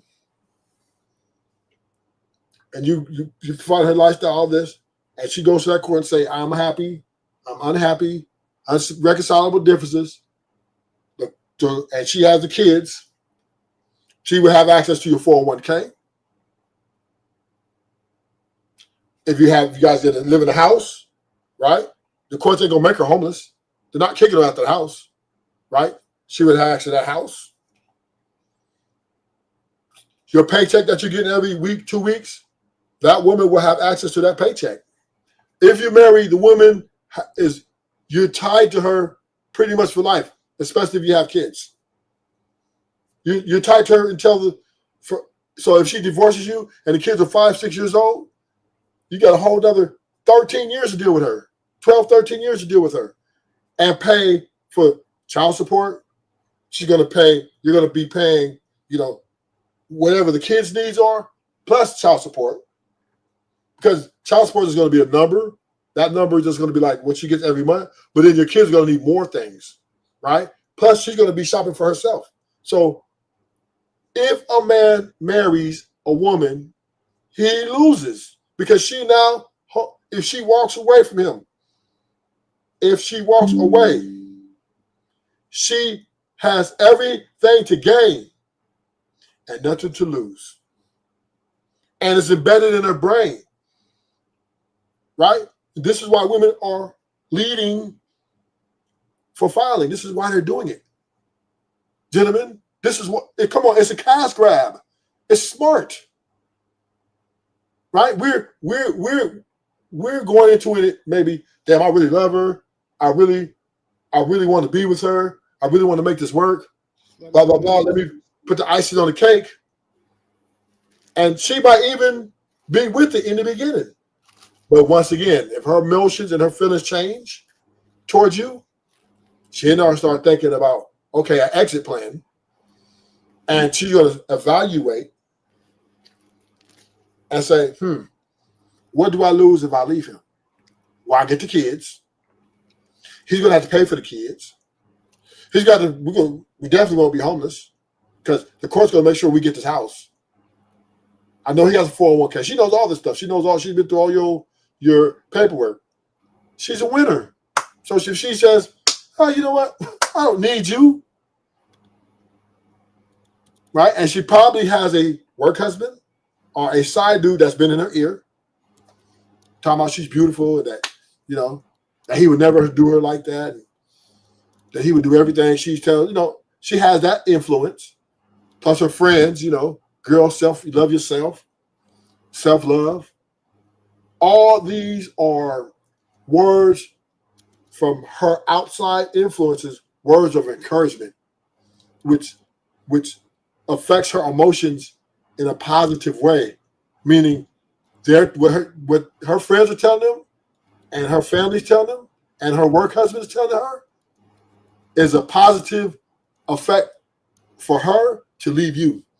Because now you guys help validate, the friends help validate, her work husband helped validate, right? Because she was a little confused. Now that they're validated, she's out of there, right? And now she checked what's the finances, what's the loss. She looked at that because everybody likes money, right? And nobody likes to lose money. So she looked at, do I lose money in this? You know, how do I? Okay, but am I losing nothing? Well, she had paid for no dates, right? She probably paid for what, 2 dates in 2 years? She hasn't paid for, so right? No mortgage. So she's like, oh, I'm out. I can't lose. Because the courts are going to side with her, and she's going to be having money. She's going to be able to get a place to stay. And her new man, if she has one, he's going to be able to come in and even validate her more. So this is why I am against marriage, because marriage is the one thing that puts us men in the most vulnerable position. This is why I believe anybody who's married past 3 years, happy wife, happy life. Happy wife, happy life. Because not only was she cheating on him, she Hold was up, cheating Jeff. on this man with his relatives. Hold And up. others are saying that they believe that he took it too far. Hey. Imagine being married. What do you guys think? Now, I You think know he took you it too just far? heard me. What's up, Truth? Yeah, I was waiting for you to finish. Yeah, but I had called you like 2 or 3 times. You didn't answer, so I know. You what ain't y'all- called me. You was talking. I'm sitting No, I right here. said, okay, go ahead. I'm done. As you said, I'll play the video. Yeah, I'm sitting right here. I'm sitting right here listening to you yap for the last 10 minutes. All right. So the first thing you said was go to that word. Now, you know daggone well that's not your forte. So let me give them the correct thing, but it says biblically. All right. The Bible says we're born into sin and shaped in iniquity. So, ladies and gentlemen, make sure you don't listen to me. You don't listen to Ruthless. You go read it for yourself. Born into sin, shaped in iniquity means you were born from a man's seed through a woman's womb through water. And since you was born that way, you now have the sin curse in your DNA. So you're born into sin.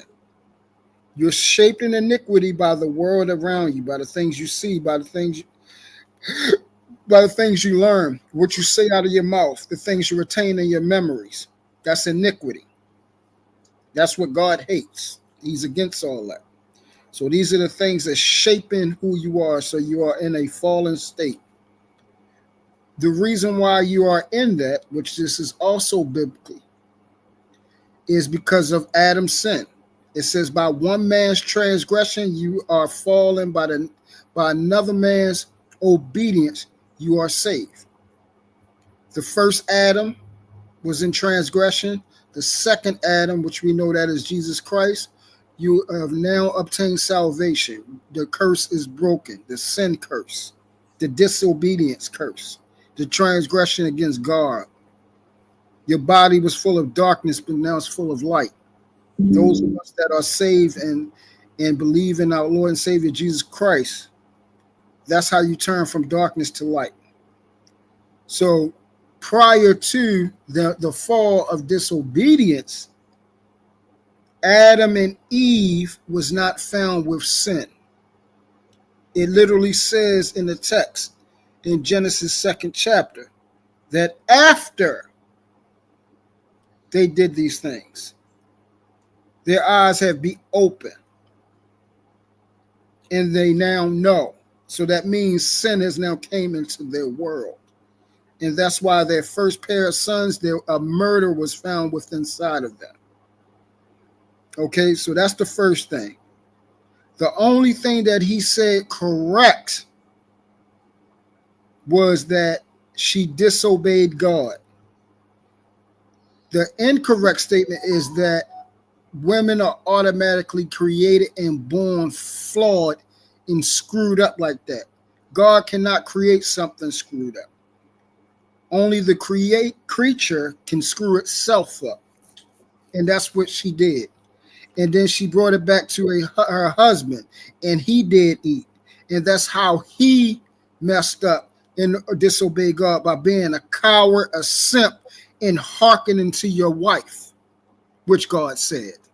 Because the coward try to play with God like these men up here, like Ruthless doing. Oh, it's the woman you gave me. God like, no, man, you ain't going to play with me like that. What you mean the woman I gave you? But God did give him the woman. You mean the woman I gave you did this? No, you should have never, regardless of whether she did whatever she did. I'm your God. She's not your God. You don't listen to her. You don't be a coward and a fake alpha like Ruthless, but really obeying women and listen to them. What you mean? Listen to God. What do you mean fake? You listen to the Most High. You listen to Adonai. I'm talking right now. Wait until 10 minutes. So why you call me fake? Wait until 10 minutes. You listen to Elohim. Why you call me fake though? You listen to Elohim. I'm the host for the show. You can't sit up and say that because now I got to say something. Right? You listen to Elohim. I'm talking about the Bible. Yes, you were incorrect about the Bible. Yes. No, I was actually right about the Bible, but you called me fake. No, you wasn't. We could pull up the text right now, and we could go all the way through it, but I don't think you want to do that.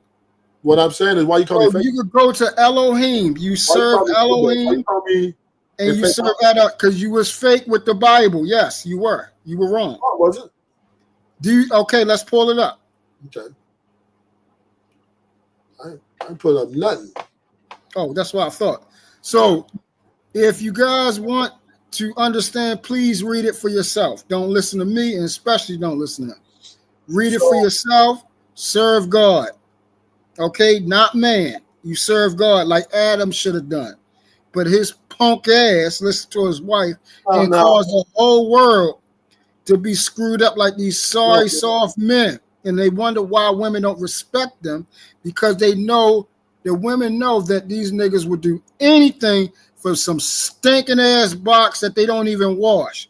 It got disgusting disease in it, and these niggas know it stink, and it ain't been washed, and they try to spray cologne and all this other type of shit to cover smell, and they still mess with them. They prostituting these women, giving them money so they can pay to play. I ain't saying no names, but that's how they roll, and then they get mad at the woman for being ill-advised, a succubus, because she's a whore, and she was a whore before she got to you. And most of these men are harborers of whores, but want to talk about women. No, you select bad women. Okay, that's what happened. Okay, so then the second thing was that you spoke about for 10 minutes. What do you mean? What do you mean? What do you mean by? Spoke about that for 10. I'm gonna finish and then I'm gonna answer any question which you had to ask. The second thing that was talked about is the nature of women. The nature of women is that they are chaotic. And they need something that is a disruptor of chaos, which is a man. Not a little boy, not somebody whining, not somebody who want to put women on the same level as each other, because we're not even. A man is above a woman. It's God, Jesus, man, woman. We are not equal to them. We are above them. They are below us. Understand that. That is law. God created it that way. So we're going to do what God says. So we're not going to whine about women, because we're going to rule them. And we're going to rule them out of cultivation. We're going to rule them out of love, compassion, and kindness. And we're not going to worry about their nature, because their nature ain't going to change. What you need to do is find your nature. What it means to be a man. A man is not running around here being ill-advised, undisciplined, fornicating all the way till they die and they will not inherit the kingdom. Running around here prostituting. All these things that God hating is an abomination to him. Run around here scamming, not working, not having no job, none of that type of stuff. And all they want to do is lust. The lust of the flesh, the lust of the eyes, and the pride of life are the sins that confiscate every man through their entire life. And if they confiscate you, you have nothing to do with Christ at all. Be not deceived. Whatsoever a man soweth, so shall he reap. If a man tell you you can live your life full of sin however you want to, he's the blind leading the blind. Don't listen to him. A woman is going to listen to a man. And I said a woman, not these hoes out here that y'all choosing with and loving on and sucking on and fucking on. Y'all's dealing with hoes. That's what you deserve because that's what you choose. If you was a man of God, you would be looking for a Proverbs 31, a solid woman, a God-fearing woman, a mother, wife, and a woman, mother, and wife. That's what you will be looking for. A woman that doesn't cheat, a woman that doesn't run around here lying, a woman that actually respects and likes and loves men because they respect God. If you don't understand and approve yourself to find those, because it's only 2.5 of those type of women in the world. The rest is trash. So you need to become a great man. Okay. Now you can find a great woman. If you're a sorry ass man, then that's what you deserve. If you're a cheater, if you're a fornicator, if you're a hell raising a heathen, you deserve trash because you trash. So here's the thing, right? I mean, there's none good. All the sin falls short of the glory of God, right? There's none good, but then there's a difference between something good and something a heathen. What I'm just saying is, though, all have sin. If you break one law, you get to the whole law, correct? Do you know where the children of light is? Yes. Who's the children of disobedience? Raise your hand. That's the kingdom of Satan. All right, raise your hand. Raised by what? Raise your hand. There's the children of light, and then there's the children of the lie. So once again, right? I don't really want to go religion because the children of Satan. But I'm not having. I'm talking about the. Then don't bring up God. Then no, I can bring up God all I want to, but I don't have to have. Okay, then we're going to talk about God. I don't have to have a Bible study though. Okay, well, we're going to talk about God. True. All I'm saying is this, right? I'm not here to point fingers at women and men because both have the same. That's what you do all the time. You can't help it. You point fingers at women. We break down the psychological. All I'm doing is breaking down the psychological and how the society which we live in. Rufus, you can't women. What are you talking about? The psychological. Let me finish my point. The society favors women heavily, right? In the courts, and the women take advantage of this. And they should. This is why it's better for men. No, it's not. No, it's so not. now, if you want to get to talking about persons, they should take men like you to court. Can I finish my statement? Yeah. I'm saying, if you want, you're here, but you're having a conversation about, well, you dirty, no good niggas don't deserve no good women because y'all whatever, right? That's a whole nother conversation, though. No, it says if men marry, they lose. No, what I'm saying is I agree. We're talking about the foundation and the institution of marriage. Right, and with a men in, right? Men in there. So the thing of it is, I'm not here to talk about, well, you're imperfect and you're imperfect. I know that already, right? All I'm saying is the institution of marriage is bad for men because that's what I'm here for. I'm talking about the institution of marriage. You gave a whole rant about why niggas is bad and they ain't getting bitches. And that's part of marriage. You have to be a decent man. But what I'm saying is, we know it's not. That's where you're wrong. No, that's where you're wrong at. And I'm gonna say this, right? What are you talking about? Just saying Obama is probably President Obama. Who's that? Probably one of the most successful black men Who is that? And you don't know who President Obama is? No, Okay. I know Yeah, who you it said is. I'm who's trying to that? figure out You who said the who's hell. that like you Why know who he you is? bringing him up? So let me finish my statement. Damn, this thing asking me all kind of questions. I ain't finished my statement. President Obama is probably one of the most successful black men in the history of America, without question. And his wife just did a year rant about how she complained about, you know what I mean? He ain't out here committing infidelity. He ain't out here making the marriage look bad. Okay. She wanted her autonomy. She wanted to exercise her freedom away from him. So this lets you know right now, women are not just leaving for it. No, don't just jump all over the place. Talk about them. Why? I'm not finished. Women are not just leaving. Okay, so you want to jump everywhere. Women are I'm just not leaving, and women are just not complaining for things that absolutely mean anything. Women complaining because they want more. Women, you can never satisfy them completely. No matter how much money you have. Who said to satisfy them? I'm just having this is a show. I'm having a show. There's other people in the chat. I'm just having a conversation. I'm not trying to get to put names with everything. I'm just saying is we understand that women are very difficult to satisfy, right? For at least an extended period of time. And they will get rid of you. They will move on from you if they feel like they're not happy and you're not giving them what they need to be in this life, right? So that's all I'm saying, right? Regardless of the men, you're right? trying to remove the man. No, and I'm here to make sure the man is present. No.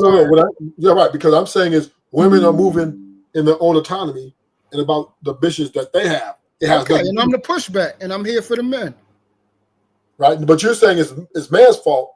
Why? Yeah, so you saying it's woman's fault. You saying it's Obama's fault because Michelle Obama needed to not go to that, president's meeting. I ain't get a chance to say anything about them, but I will. You keep talking though. You keep interjecting about. Well, I'm here to defend. I'm here to take down the man. So I'm under the assumption that you want to say something bad about President Obama. But all I'm saying, I'm gonna always tell the truth because I actually seen the show. I'm just trying to land my plane, so I give it to you and let you say what you say. All I'm saying is this: I understand we use biblical context, right, and we can apply it to life, right? Of course, every man and woman sins and are sinners.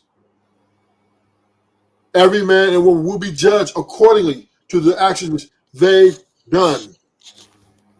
Women will not be let off the hook because of men what they've done. For every act that they committed, they will be judged accordingly unless mercy granted by the Almighty. So we're not here to sit here and put woman above man or man above woman. They both have sinned. God is the only one to be worshipped. God is the only one that gets all the glory. Men, we understand we're imperfect, women are perfect. So we don't want to keep having it. But we will say that the institution of marriage is faulty.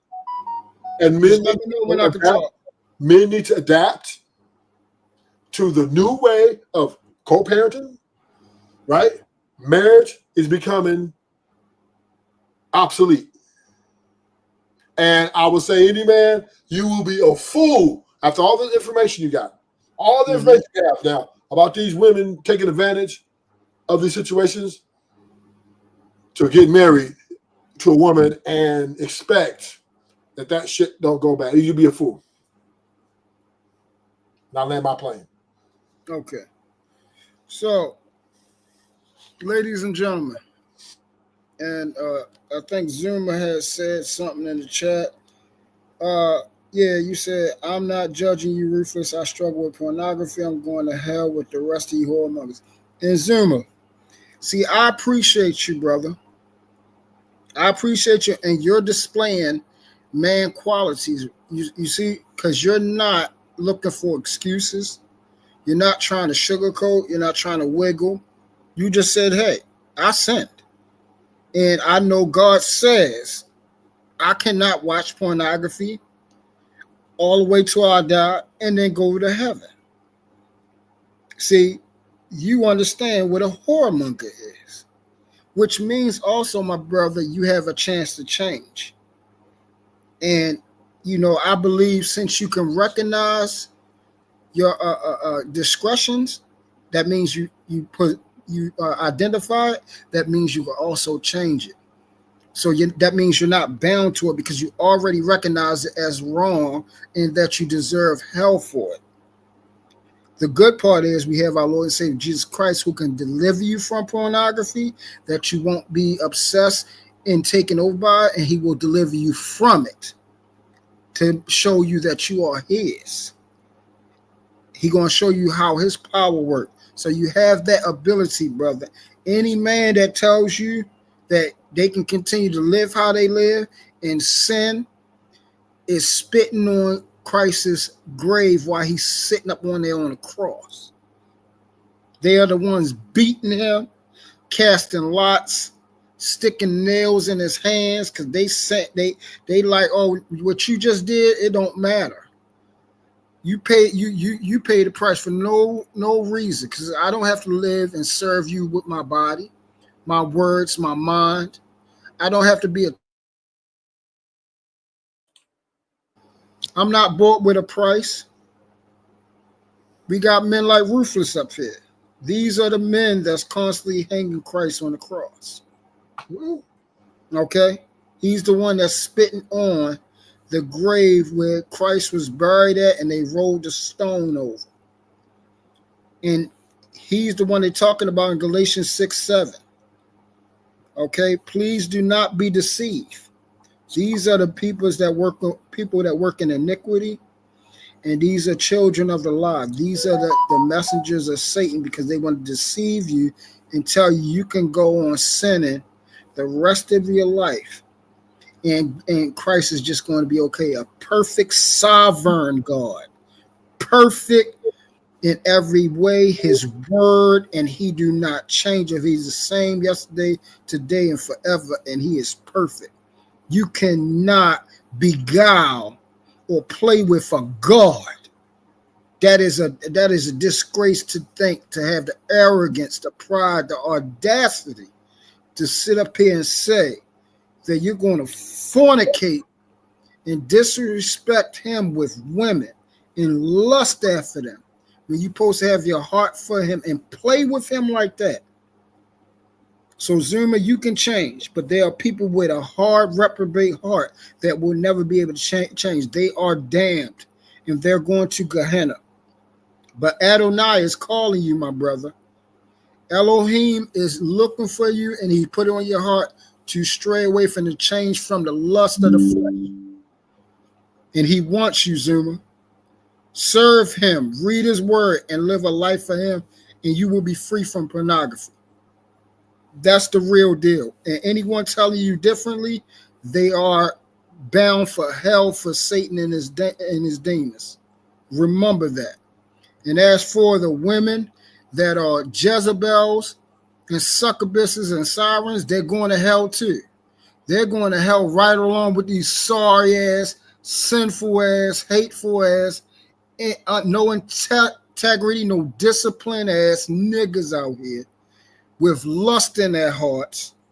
They cannot discipline themselves, and they can't live for Christ. They rather live for the flesh and the sexuality and perversion of women than to live completely for God. And they break the number one commandment every day, which is to love God with all your heart, soul, mind, and body.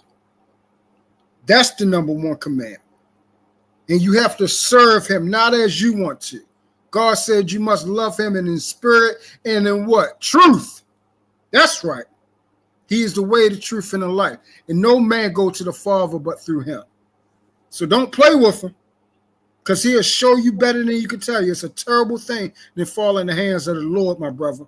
He has tore down nations of men that said he wasn't real, that said you can do whatever you want to do and live how you live. He sent the children of Israel here to destroy these fornicating, horrible Sodom and Gomorrah niggas. And he's going to do it again. So always remember that, Zuma. You live in light and truth. Be a salt of the earth, a child of light, A city on a hill cannot be hid, brother. That's what you be. Serve God with everything, all that you are. And do not go out here being a coward and folding the women. You give love and respect and honor to your wife, not a harlot made from whoredom. That all they know how to do is sex. And they stink. Remember that. And you will do well. You'll be able to find a decent woman because that means she was made for you.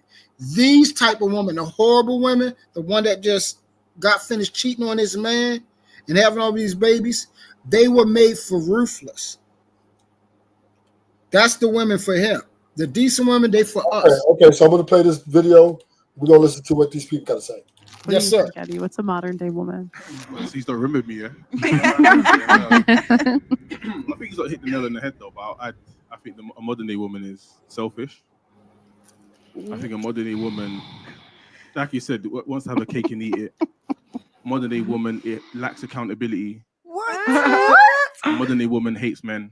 No. Listen, Eddie, you're getting quite comfortable back there, you know. Yeah, I don't like the fact that you're back there. Come do me something. No, I just want to say, I want to be looking at you. Exactly. Chest. Say it with your chest, Eddie. Chest. But no, yeah, I just think a modern woman is the things I mentioned, quite problematic. The main source of the problem to modern day relationships. Oh my God. My man came with the heat, you know. And it's quite detrimental to society by and large. So, you know. But do you, I had a very similar answer on the show. You did. I practiced it. I She rehearsed the lines. I believe that. I have it. A delusional, narcissistic, self-entitled feminist who shits on men for her poor choices.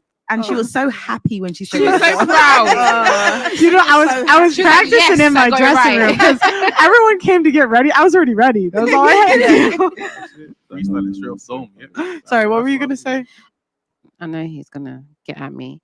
But sometimes, do you not feel like sometimes some women are behaving the way they are because men are not actually being traditional men anymore? Oh my God, yeah. Yeah. Preach. I Wait, think that's part of it. Not in a I'm not saying in a negative way that like you're not a man, so but I feel like you know how you said on the live show that you know, you guys, we should be thankful to you people because you guys have given us the opportunities like we have, right? But do you feel like you guys have even managed us? Let's say what you're saying is true, but do you feel like you guys have managed us as the men you're meant to be? No, I would. Let me ask them one question.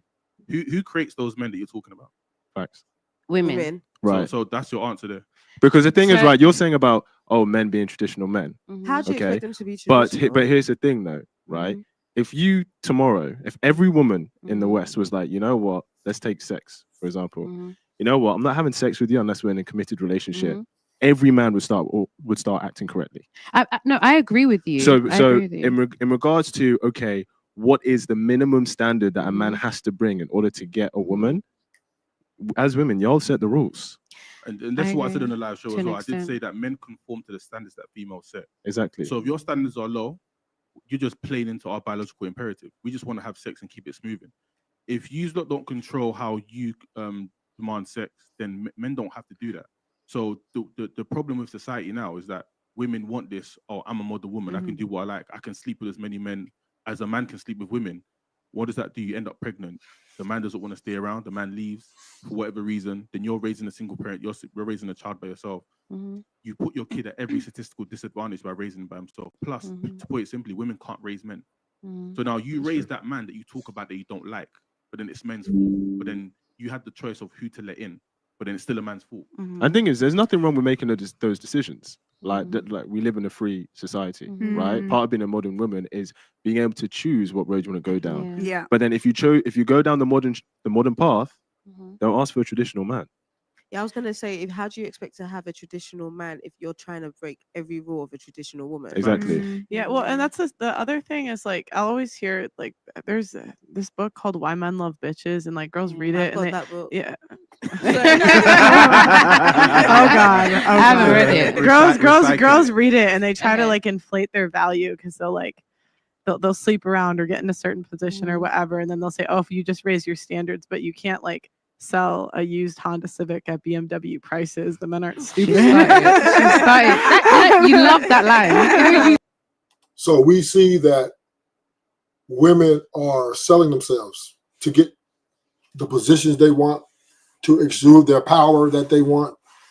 They're moving in, an independent mindset, right? Women are doing what they do, right? They're going after the money, they're chasing the bag, and the premise of their whole existence and every way they move is money, right? And being married to a man isn't as valuable to women as it once was, right? Women no longer need men to be valuable or to get resources. They no longer need to be married to, be happy. They don't no longer need to be married to have a family even, right? You can just get with a guy who looks like who she wants to look like and let him bomb in her and get rid of him. And she can raise the kids all about get her a stepdaddy, or she can do it herself, however, right? So women no longer need men. The need of men is no longer there for women because they have access to resources and they've been given a lot of power, a lot of autonomy, right? Like, look, women empowerment movement is a very big movement in feminism, and these women loving it, right? They love this newfound power. They're not going back to the kitchen, right? They're not, going to continue to fight with men over, who's a good wife and who's a bad wife. They don't care. Take them as they are. They're saying is they want to make money. They want to be looked at as equal, and they want to get out here and fight for the things they believe in, what makes them great. And the things that make them great and the things that they believe in does not necessarily include a man. So being married to a man or being in a relationship with a man is not an absolute need for a woman to reach her goals per se, right? Even though we still know they want to have sex, there are women still getting with men every day. But remember, it's the value that it once had where women would stay in that relationship is changing. Now they'll leave if, like I said, if they don't feel that you're moving in a direction, or they feel like you're not listening to them, or whatever the emotional intelligence that you're not exuding, they will walk. So, granted, which is fine, right? Listen, man, we cool with that. But we have to adapt. We have to evolve as men to understand this is who we're dealing with. We're not dealing with our grandmothers. That's not coming back. These women are going to move how they're going to move. Let me know when I can speak, brother. Who? These women are coming out here saying, who can check me, boo? Who can check me, boo? I'll dial 911 on you. So this is now a new age ushering in, new type of woman ushering in, the modern woman, and she's living her best life. So you be kind of stupid to marry one of these women because they don't have the mindset of married women. They have the mindset of, if they do marry you, they have 1 foot in, 1 foot out. Meaning, at any moment, they can parachute this motherfucker. And that's their mindset. Women always have in back of their mind, if this shit don't work, I'll parachute out this. And that's why if you marry, you lose. Because she's not looking at it like you may look at it. She's looking at it temporary to see if you can meet her requirements.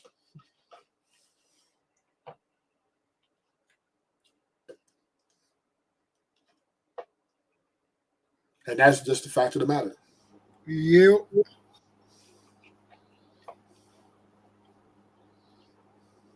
Do you? Yeah. Okay. So Ruthless is not wrong at how the world runs, but as usual, he's incomplete. Just because the world is in favor of women does not mean you can't be a conqueror. Once again, if you read my father's word and watch how the children of Israel went into the land of giants and take it over, you would have been scared, just like Aaron's brother, when they had to go in there and fight and said, there's giants in the land. How can we beat them? But Aaron said, God told us to take it, so we're going to do it. So what I'm trying to tell you, brothers, is it doesn't matter where the devil got it set up. As long as you're with God and have faith and don't be faithless, you will be a conqueror too, and you can conquer this world, conquer the devices of the enemy that's trying to make women run men. And then you will be able clearly to see if you are a Psalms 1 man, if you are a Proverbs 3 man, if you serve God with your whole heart, then lean not on your own understanding. You can find a decent woman in this world. What happens is you got to have patience, brother. You got to have patience. If you give up, it's only hurting yourself. Because you can't put fire in your bosom and expect not to get burned.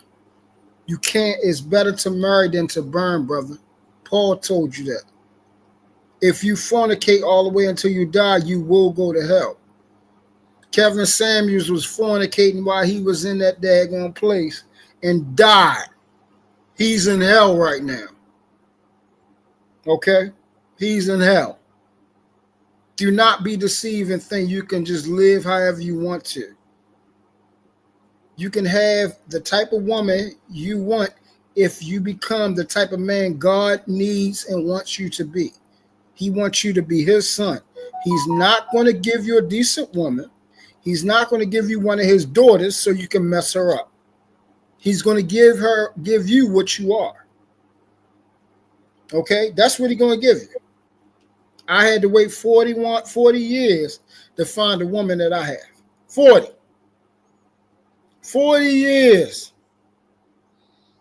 And it's not a day go by that I wish I never touched a single other woman and waited for her and got myself together. Because it took 40 years because I wasn't ready for it.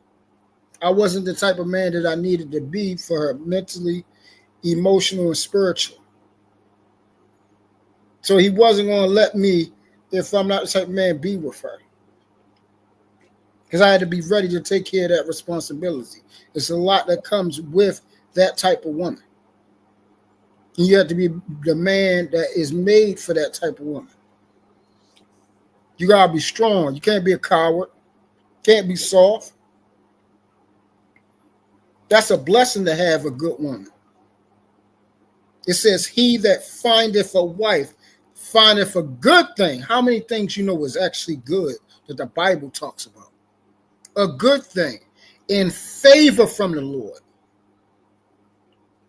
No, if you marry the right woman because you are the right man, you win.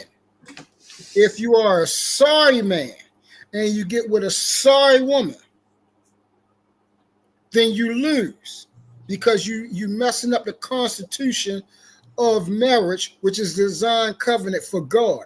You're going to represent and serve God how he told you to, or that union is going to be messed up. It says what God put together, no man could bring asunder. You want to marry anybody and deal with anybody that you want to and then do whatever you want to inside that marriage, it ain't going to work because God is not going to let you profane his name, his constitution, his covenant. You ain't going to be able to do what you want to do in his world. You're going to serve him whether you're on his team or not. He's the one. That's who every knee shall bow and every tongue shall confess. And it's that simple. Stop complaining about women and enjoy it. If you're a horrible person, this is the best time to be alive because the daggone world is going to hell in a handbasket. Women are more whores than they ever been. This is right up you whorish men way. You should be winning. If I was back in the day when I was on my way to hell, not serving God and serving lust, I would be thankful I'm in this time. I got unruly, masculine women who think they can just fuck off and be a man. No strings attached, nothing. I don't got to do nothing for them and I can just get some pussy. You should be in freaking healthful bliss right now. Healthful, sinful, devilish, perverted, promiscuous bliss right now. You should be winning. What happens is you're not a desirable man. And that's not her fault. That's your fault. So I have a question for you. That's what that is. I have a question for you. What is a desirable man? What is a desirable man? To a woman, not to you, to a woman. Yeah, to him. Well, I don't desire men. Like I said, for what is a desirable man to a woman? Well, I'm gonna use my my attributes because that's why I don't have these daggone problems.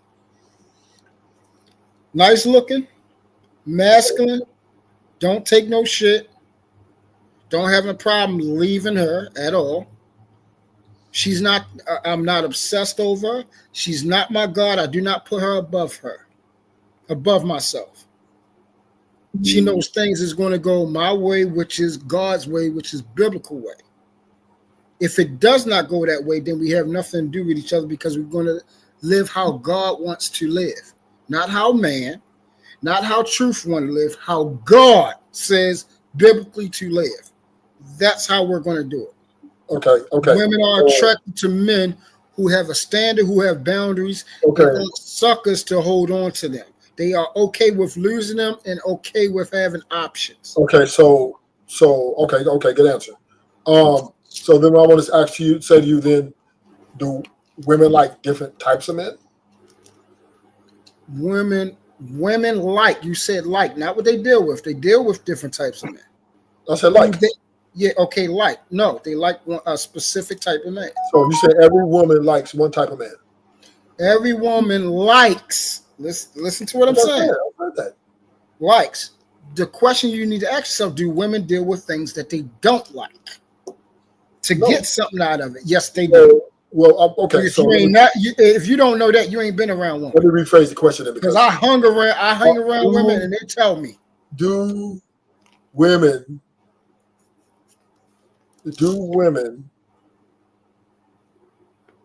are women attracted What's to up, different brother? types? What's up, jerk?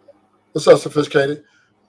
Are women attracted to different types of men? Attraction. Yes.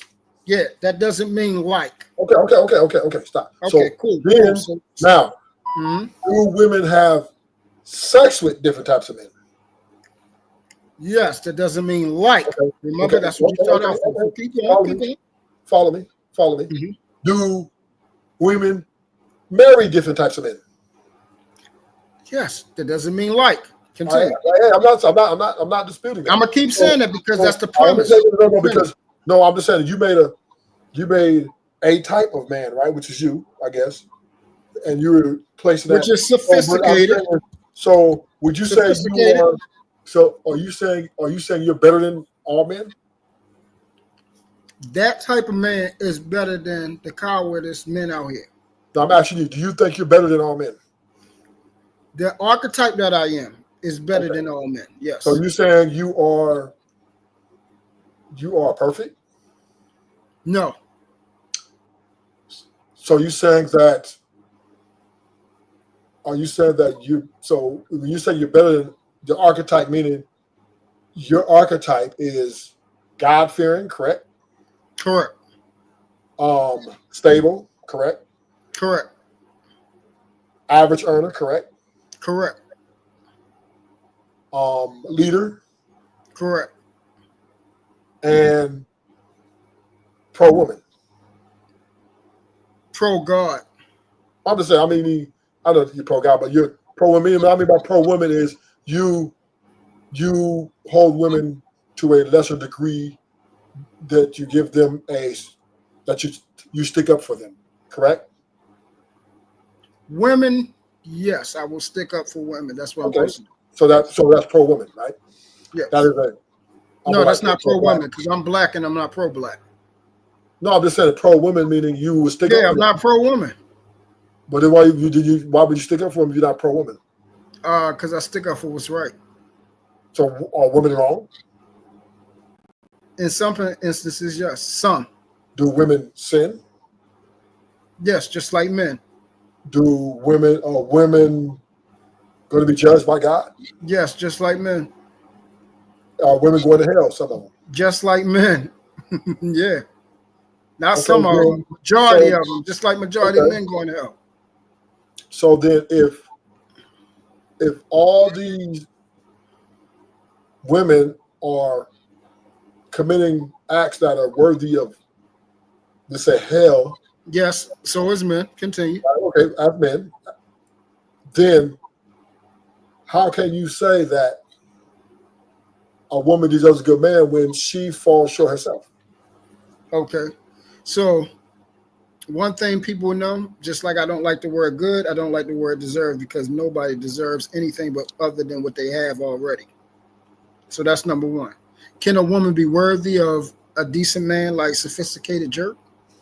Yes, she can be worthy because she's submitted to God. And if she's submitted to God, then she will submit to a God-fearing man, which means she's worthy to marry that man and have that man take care of her. That's not The women, I'm answering. The women you acquired, no, they are not worthy of a God-fearing man. So, okay, but that's another answer. So no, but that's the answer. Okay, so let's we just trying to break this down. So we just let's put a pie chart on this, right? That's fair. That's fair. As long as it's the truth and it's concrete and straightforward. Out of 100% of men, how many are God-fearing? I'll say probably about 3%. 3%. Okay, 3%. So we do understand there's roughly 4 billion plus people on Earth, right? Yes. And all the men are spread out. So not in one place, not in America only. It's all over, right? Yes. So can we be honest to say that most women don't have access to these type of guys, correct? Yeah, and vice versa. Right? I'm just saying because I'm just saying, right? So because I'm the reason asking I don't have you access, and the reason I don't have access because it's just not a lot of them, correct? Say what? It's just not a lot of them. A lot of who? God-fearing men. It's the same amount as God-fearing women. Okay, I'm not disputing that. But the reason these women will not find these guys or won't find the guy because there's not a lot of them. It's the same amount. You're not right, but it's not, yeah, but I'm saying is the reason why women won't have access to these guys because there's just not enough of them, correct? No, I'm not saying that's not correct. They will. Because if there's only, okay, we need to quantify this. If there's only 3%, you're saying 3% out of 100% are God-fearing men, right? Mm-hmm. There are 4+ billion people on this earth. Mm-hmm. And we're all spread around in different countries and different cities, right? Mm-hmm. So that means in America it's only probably 0.6%. We gotta spread it out, right? It's 0.6% in America. Mm-hmm. We can do it that way. China, 0.3% in China, et cetera, right? So then that means there's 0.6 here in America, and we'll just say women, there's 0.6%. That means these guys are falling in between very few. They're almost an eye drop, right? Are you asking me? Yes. They're an eye drop, correct? Yes, nuanced though. Yes. So yes, but nuanced won't have access to these guys because there's just not enough of them, correct? No, that's not true.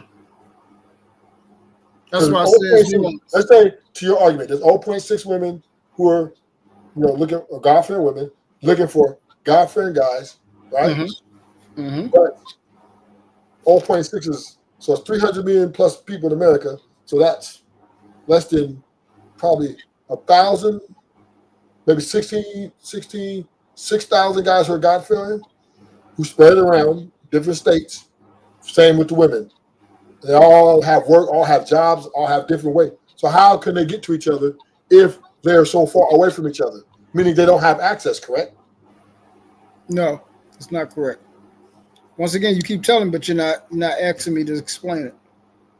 Okay, go ahead, explain. But how can you help me explain that there's only 0.6%? I'm waiting for you to finish so I can. In this earth, and you're saying that this is real simple. Women have access to these men. All the 0.6, they have access to these 0.6. All right, you ready for me, tell you? Yeah. Go ahead. All right, so I live in Baltimore, and everybody that knows about Baltimore knows how horrible it is here. So my brothers have God-fearing wives that they met here in Baltimore because they're God-fearing men. Since I became a God-fearing man and working and continuously growing and changing and becoming even greater, I was able to obtain a God-fearing woman, which turned into 40 years to do it because of how bad I was. Does it make sense now? So I ran into that little percentage because I became a part of the little percentage. So no other woman belongs to me except for that God-fearing woman. And I will not attract no other woman but God-fearing woman. Now. So, okay. So we can honestly say that you got lucky? No, I got blessed. Oh, whatever, right? I don't believe in luck. I believe in purpose. Lucky, blessed. Whatever, I serve God. Oh, no, okay. So we do understand that most people will be marrying or in a relationship with non-God-fearing people by the majority, correct? Majority of godless people, yes. Okay. You'll find other godless people. And in some of these, to your standard, some of these God-fearing people will be married to some of these un-God-fearing people, correct? Very, very, very minusculely, yes. There's only 0.6 of them, so of course, right? Very minusculely will they be married. Some of them are already married, and like you said, and they chose, like some of these women that are God-fearing women chose a heathenistic man. They're going to become available through divorce. And then the right man that was supposed to be with them is going to get with them. Some God-fearing women that were children's moms and they never got married. Okay, the right man is going to marry them then. But we do understand that men marry unbelievers, right? God-fearing men marry unbelieving women. Say what? God-fearing men, right? Because let's talk about what God-fearing means. The fear of God is the beginning of understanding. Correct? Yeah, exactly. Say it again. So, Proverbs 1:7. Let's go. God-fearing men are marrying ungodly women. Is God-fearing men marrying That's a statement. Ungodly women? That's a statement. Oh, you're not asking. You're telling. Oh, okay. Yeah, no, yeah. I disagree with that because you're telling me. God-fearing men are marrying ungodly women. Yeah, I disagree.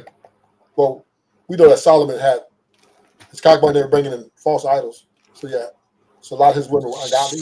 So we do agree. So that's back before Christ, though. I'm just saying. That's back before Christ. I'm just saying. That's back before salvation. Yeah, but it still happened, right? That's the point. No, it's happened, but that's before Christ. Yes. So they don't count no more. David. We have Christ now. Also, you gotta tell it right. We have Christ. There's several more instances. I can go into, but I'm not going to go there. Yeah, you got it. As long as it's with Christ. As long as it's with Christ. My point is, I don't know about you. I know about Christ. Okay. In the institution of this world that we live in, the unbelievers are the majority by a strong margin, and that, they're having babies from all types of people, right? Whether God-fearing or not God-fearing, the babies have been bathed, and this is where we at, right? So now you said in your current statement that, you bad men don't deserve a God-fearing woman, correct? Is that what you said? Just a clarification. Yeah. Now, you said a bad man does not deserve a God-fearing woman, and you also said a ungodly woman does not deserve a God-fearing man, correct? Uh-huh. So then, if two people get together and they both do not fear God, right? Then the things that are happening that are ungodly in their relationship or marriage is right on power with where they're supposed to be, correct? Mm-hmm. So therefore, everything's going perfectly the way God wants it, correct? Uh-huh. So then, yeah. So marriage is not absolute, correct? Uh-huh. So there we have it. There it is, right? So to say Then what that is? marriage is not absolute. I mean, it's not needed to cultivate a relationship or have kids.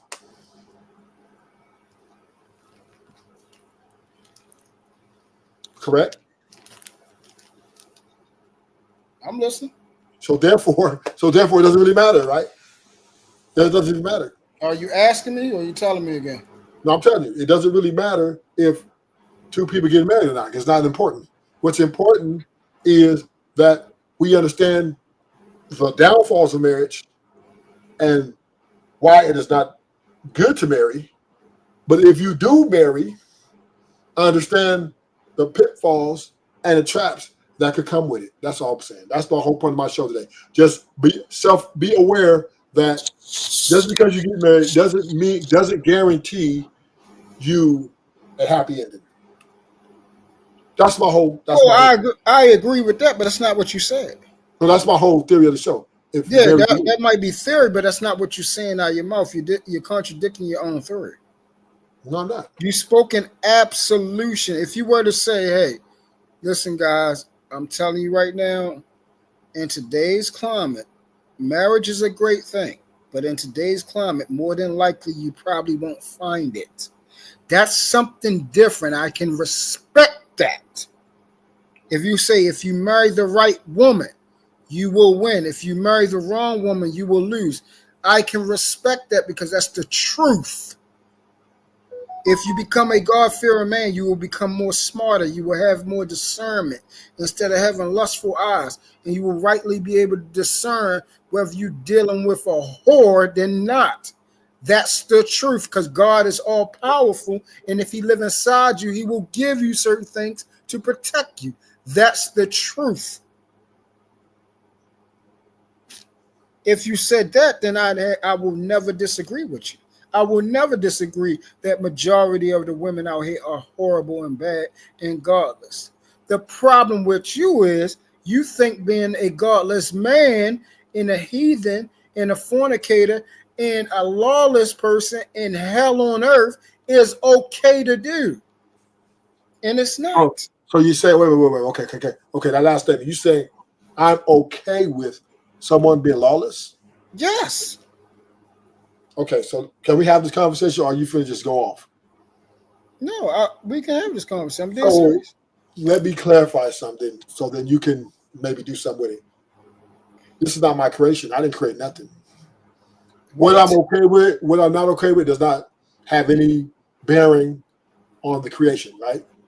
This was created by someone bigger than me, and I'm not bigger than the program.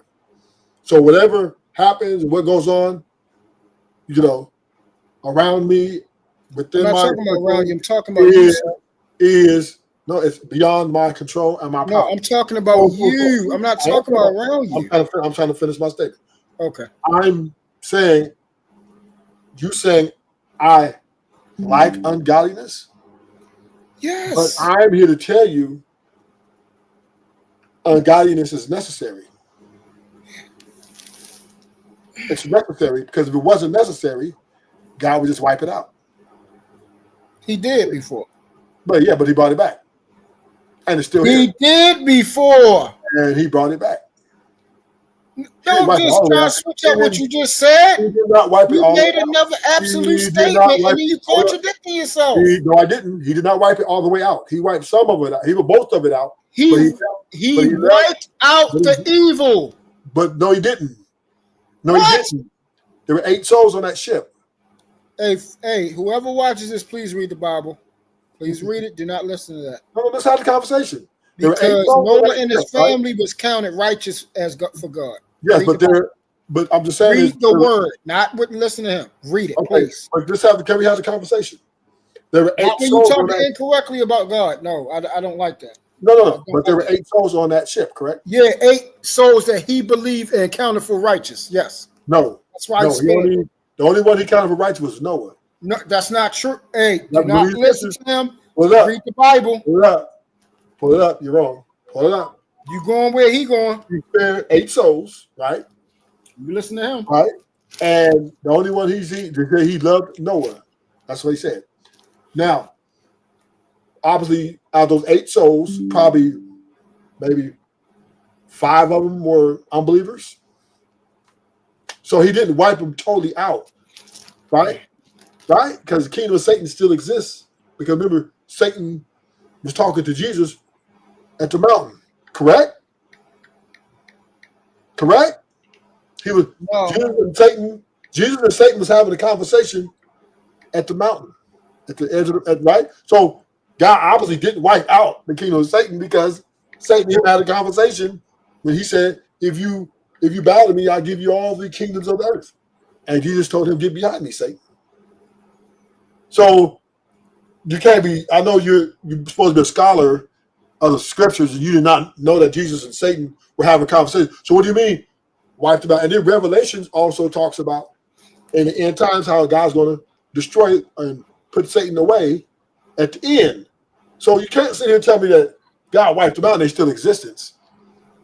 Now he may have a majority of them out at that time, yeah, in the flood. I agree with that. But what happened is Satan still was existing, right? The unbelievers were still here on earth, obviously out those 8 souls, and they continue to go forward. And majority of people you just admitted to are ungodly. So I mean, I don't know what you're trying to say that I'm trying to do. I don't run this. This is not my creation. I don't have no say in who does what. I'm not here to judge no one because I myself can't put myself above no one. But I do leave and reserve to step back, and that right is reserved to God Almighty to who's going where and how they're going. This is his world. Everything here belongs to him. He's the boss of bosses. And when he's ready to wipe it all the way out and bring up his people, the 144,000, he would do it. No one knows the day, nor the hour. So what are we talking about? I'm confused. So thank you guys for coming. I'm going to end the show. I gotta get some food. Thank you, Mr. Truth, for coming in with your, your rhetoric. Thank you, Zoomer, for your support. Please hit the like button, like, share, and subscribe. Until next time. Well, he said we live in prison, Ruthless. There's no way around marriage. Surrender. Zoomer funny. No, Zoomer, no. Don't marry, Zoomer. You ain't got to. Zoomer, you can just have a relationship. You can listen. Zoomer, I'm going to extend the show for you. You, Zoomer, I'm going to extend the show from you. Right? I'm going to extend the show for you. Tell me, Zoomer, and I'm asking you a question. What is it that about marriage that you can't have in a regular relationship?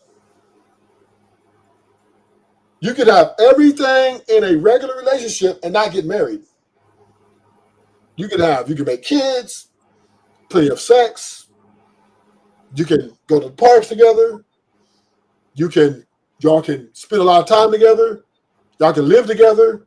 You can do all this without getting married. why is marriage necessary, Zoomer? Explain that to me.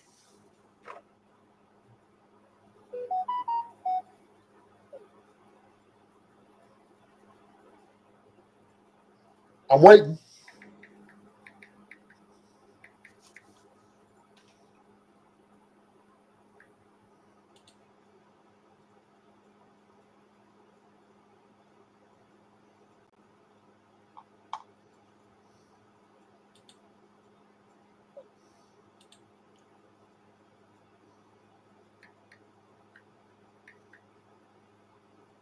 You talking to me? No, I was talking to Zoomer. I'm waiting for him to answer in the chat. Yeah, I thought you. Yeah, I thought you was talking to Zoom. Yeah. I was Zoomer. Yeah. I'm saying is, I guess I could talk to you too. You could have everything. You could have everything from a woman without marrying her. Everything. The marriage is not necessary when you can get everything in a regular relationship. I can live with. I can move her in. We can have kids. We can share bills, or I can pay for bills, or we can go on parks, family things. We can have a whole 20 years without getting married. So why do people feel it necessary to get married when you can have everything as like a marriage outside of a marriage? And see what I'm saying? That is where I don't understand why everybody so want to do this dumb shit. It's dumb. You put a ring on it, you're going across the threshold. For what? That's the only difference. You're putting more money. You're upping your money you're spending for something you was already getting. So I'm gonna end the show. Thank y'all for coming. Thank you, Truth. Yes, And- sir. Always. until next time. I appreciate it. We're gonna always have a heated discussion. Yeah. We're always So gonna next have time, I do want to do a biblical breakdown, a biblical kind with you, so that way, you know what I mean, we can have I won't have to be trying to keep on to topic, and I'll title it so that way, you know, when you see it, I'll send you you know, when you see it, you know it's coming to smoke. And we have a Bible smoke.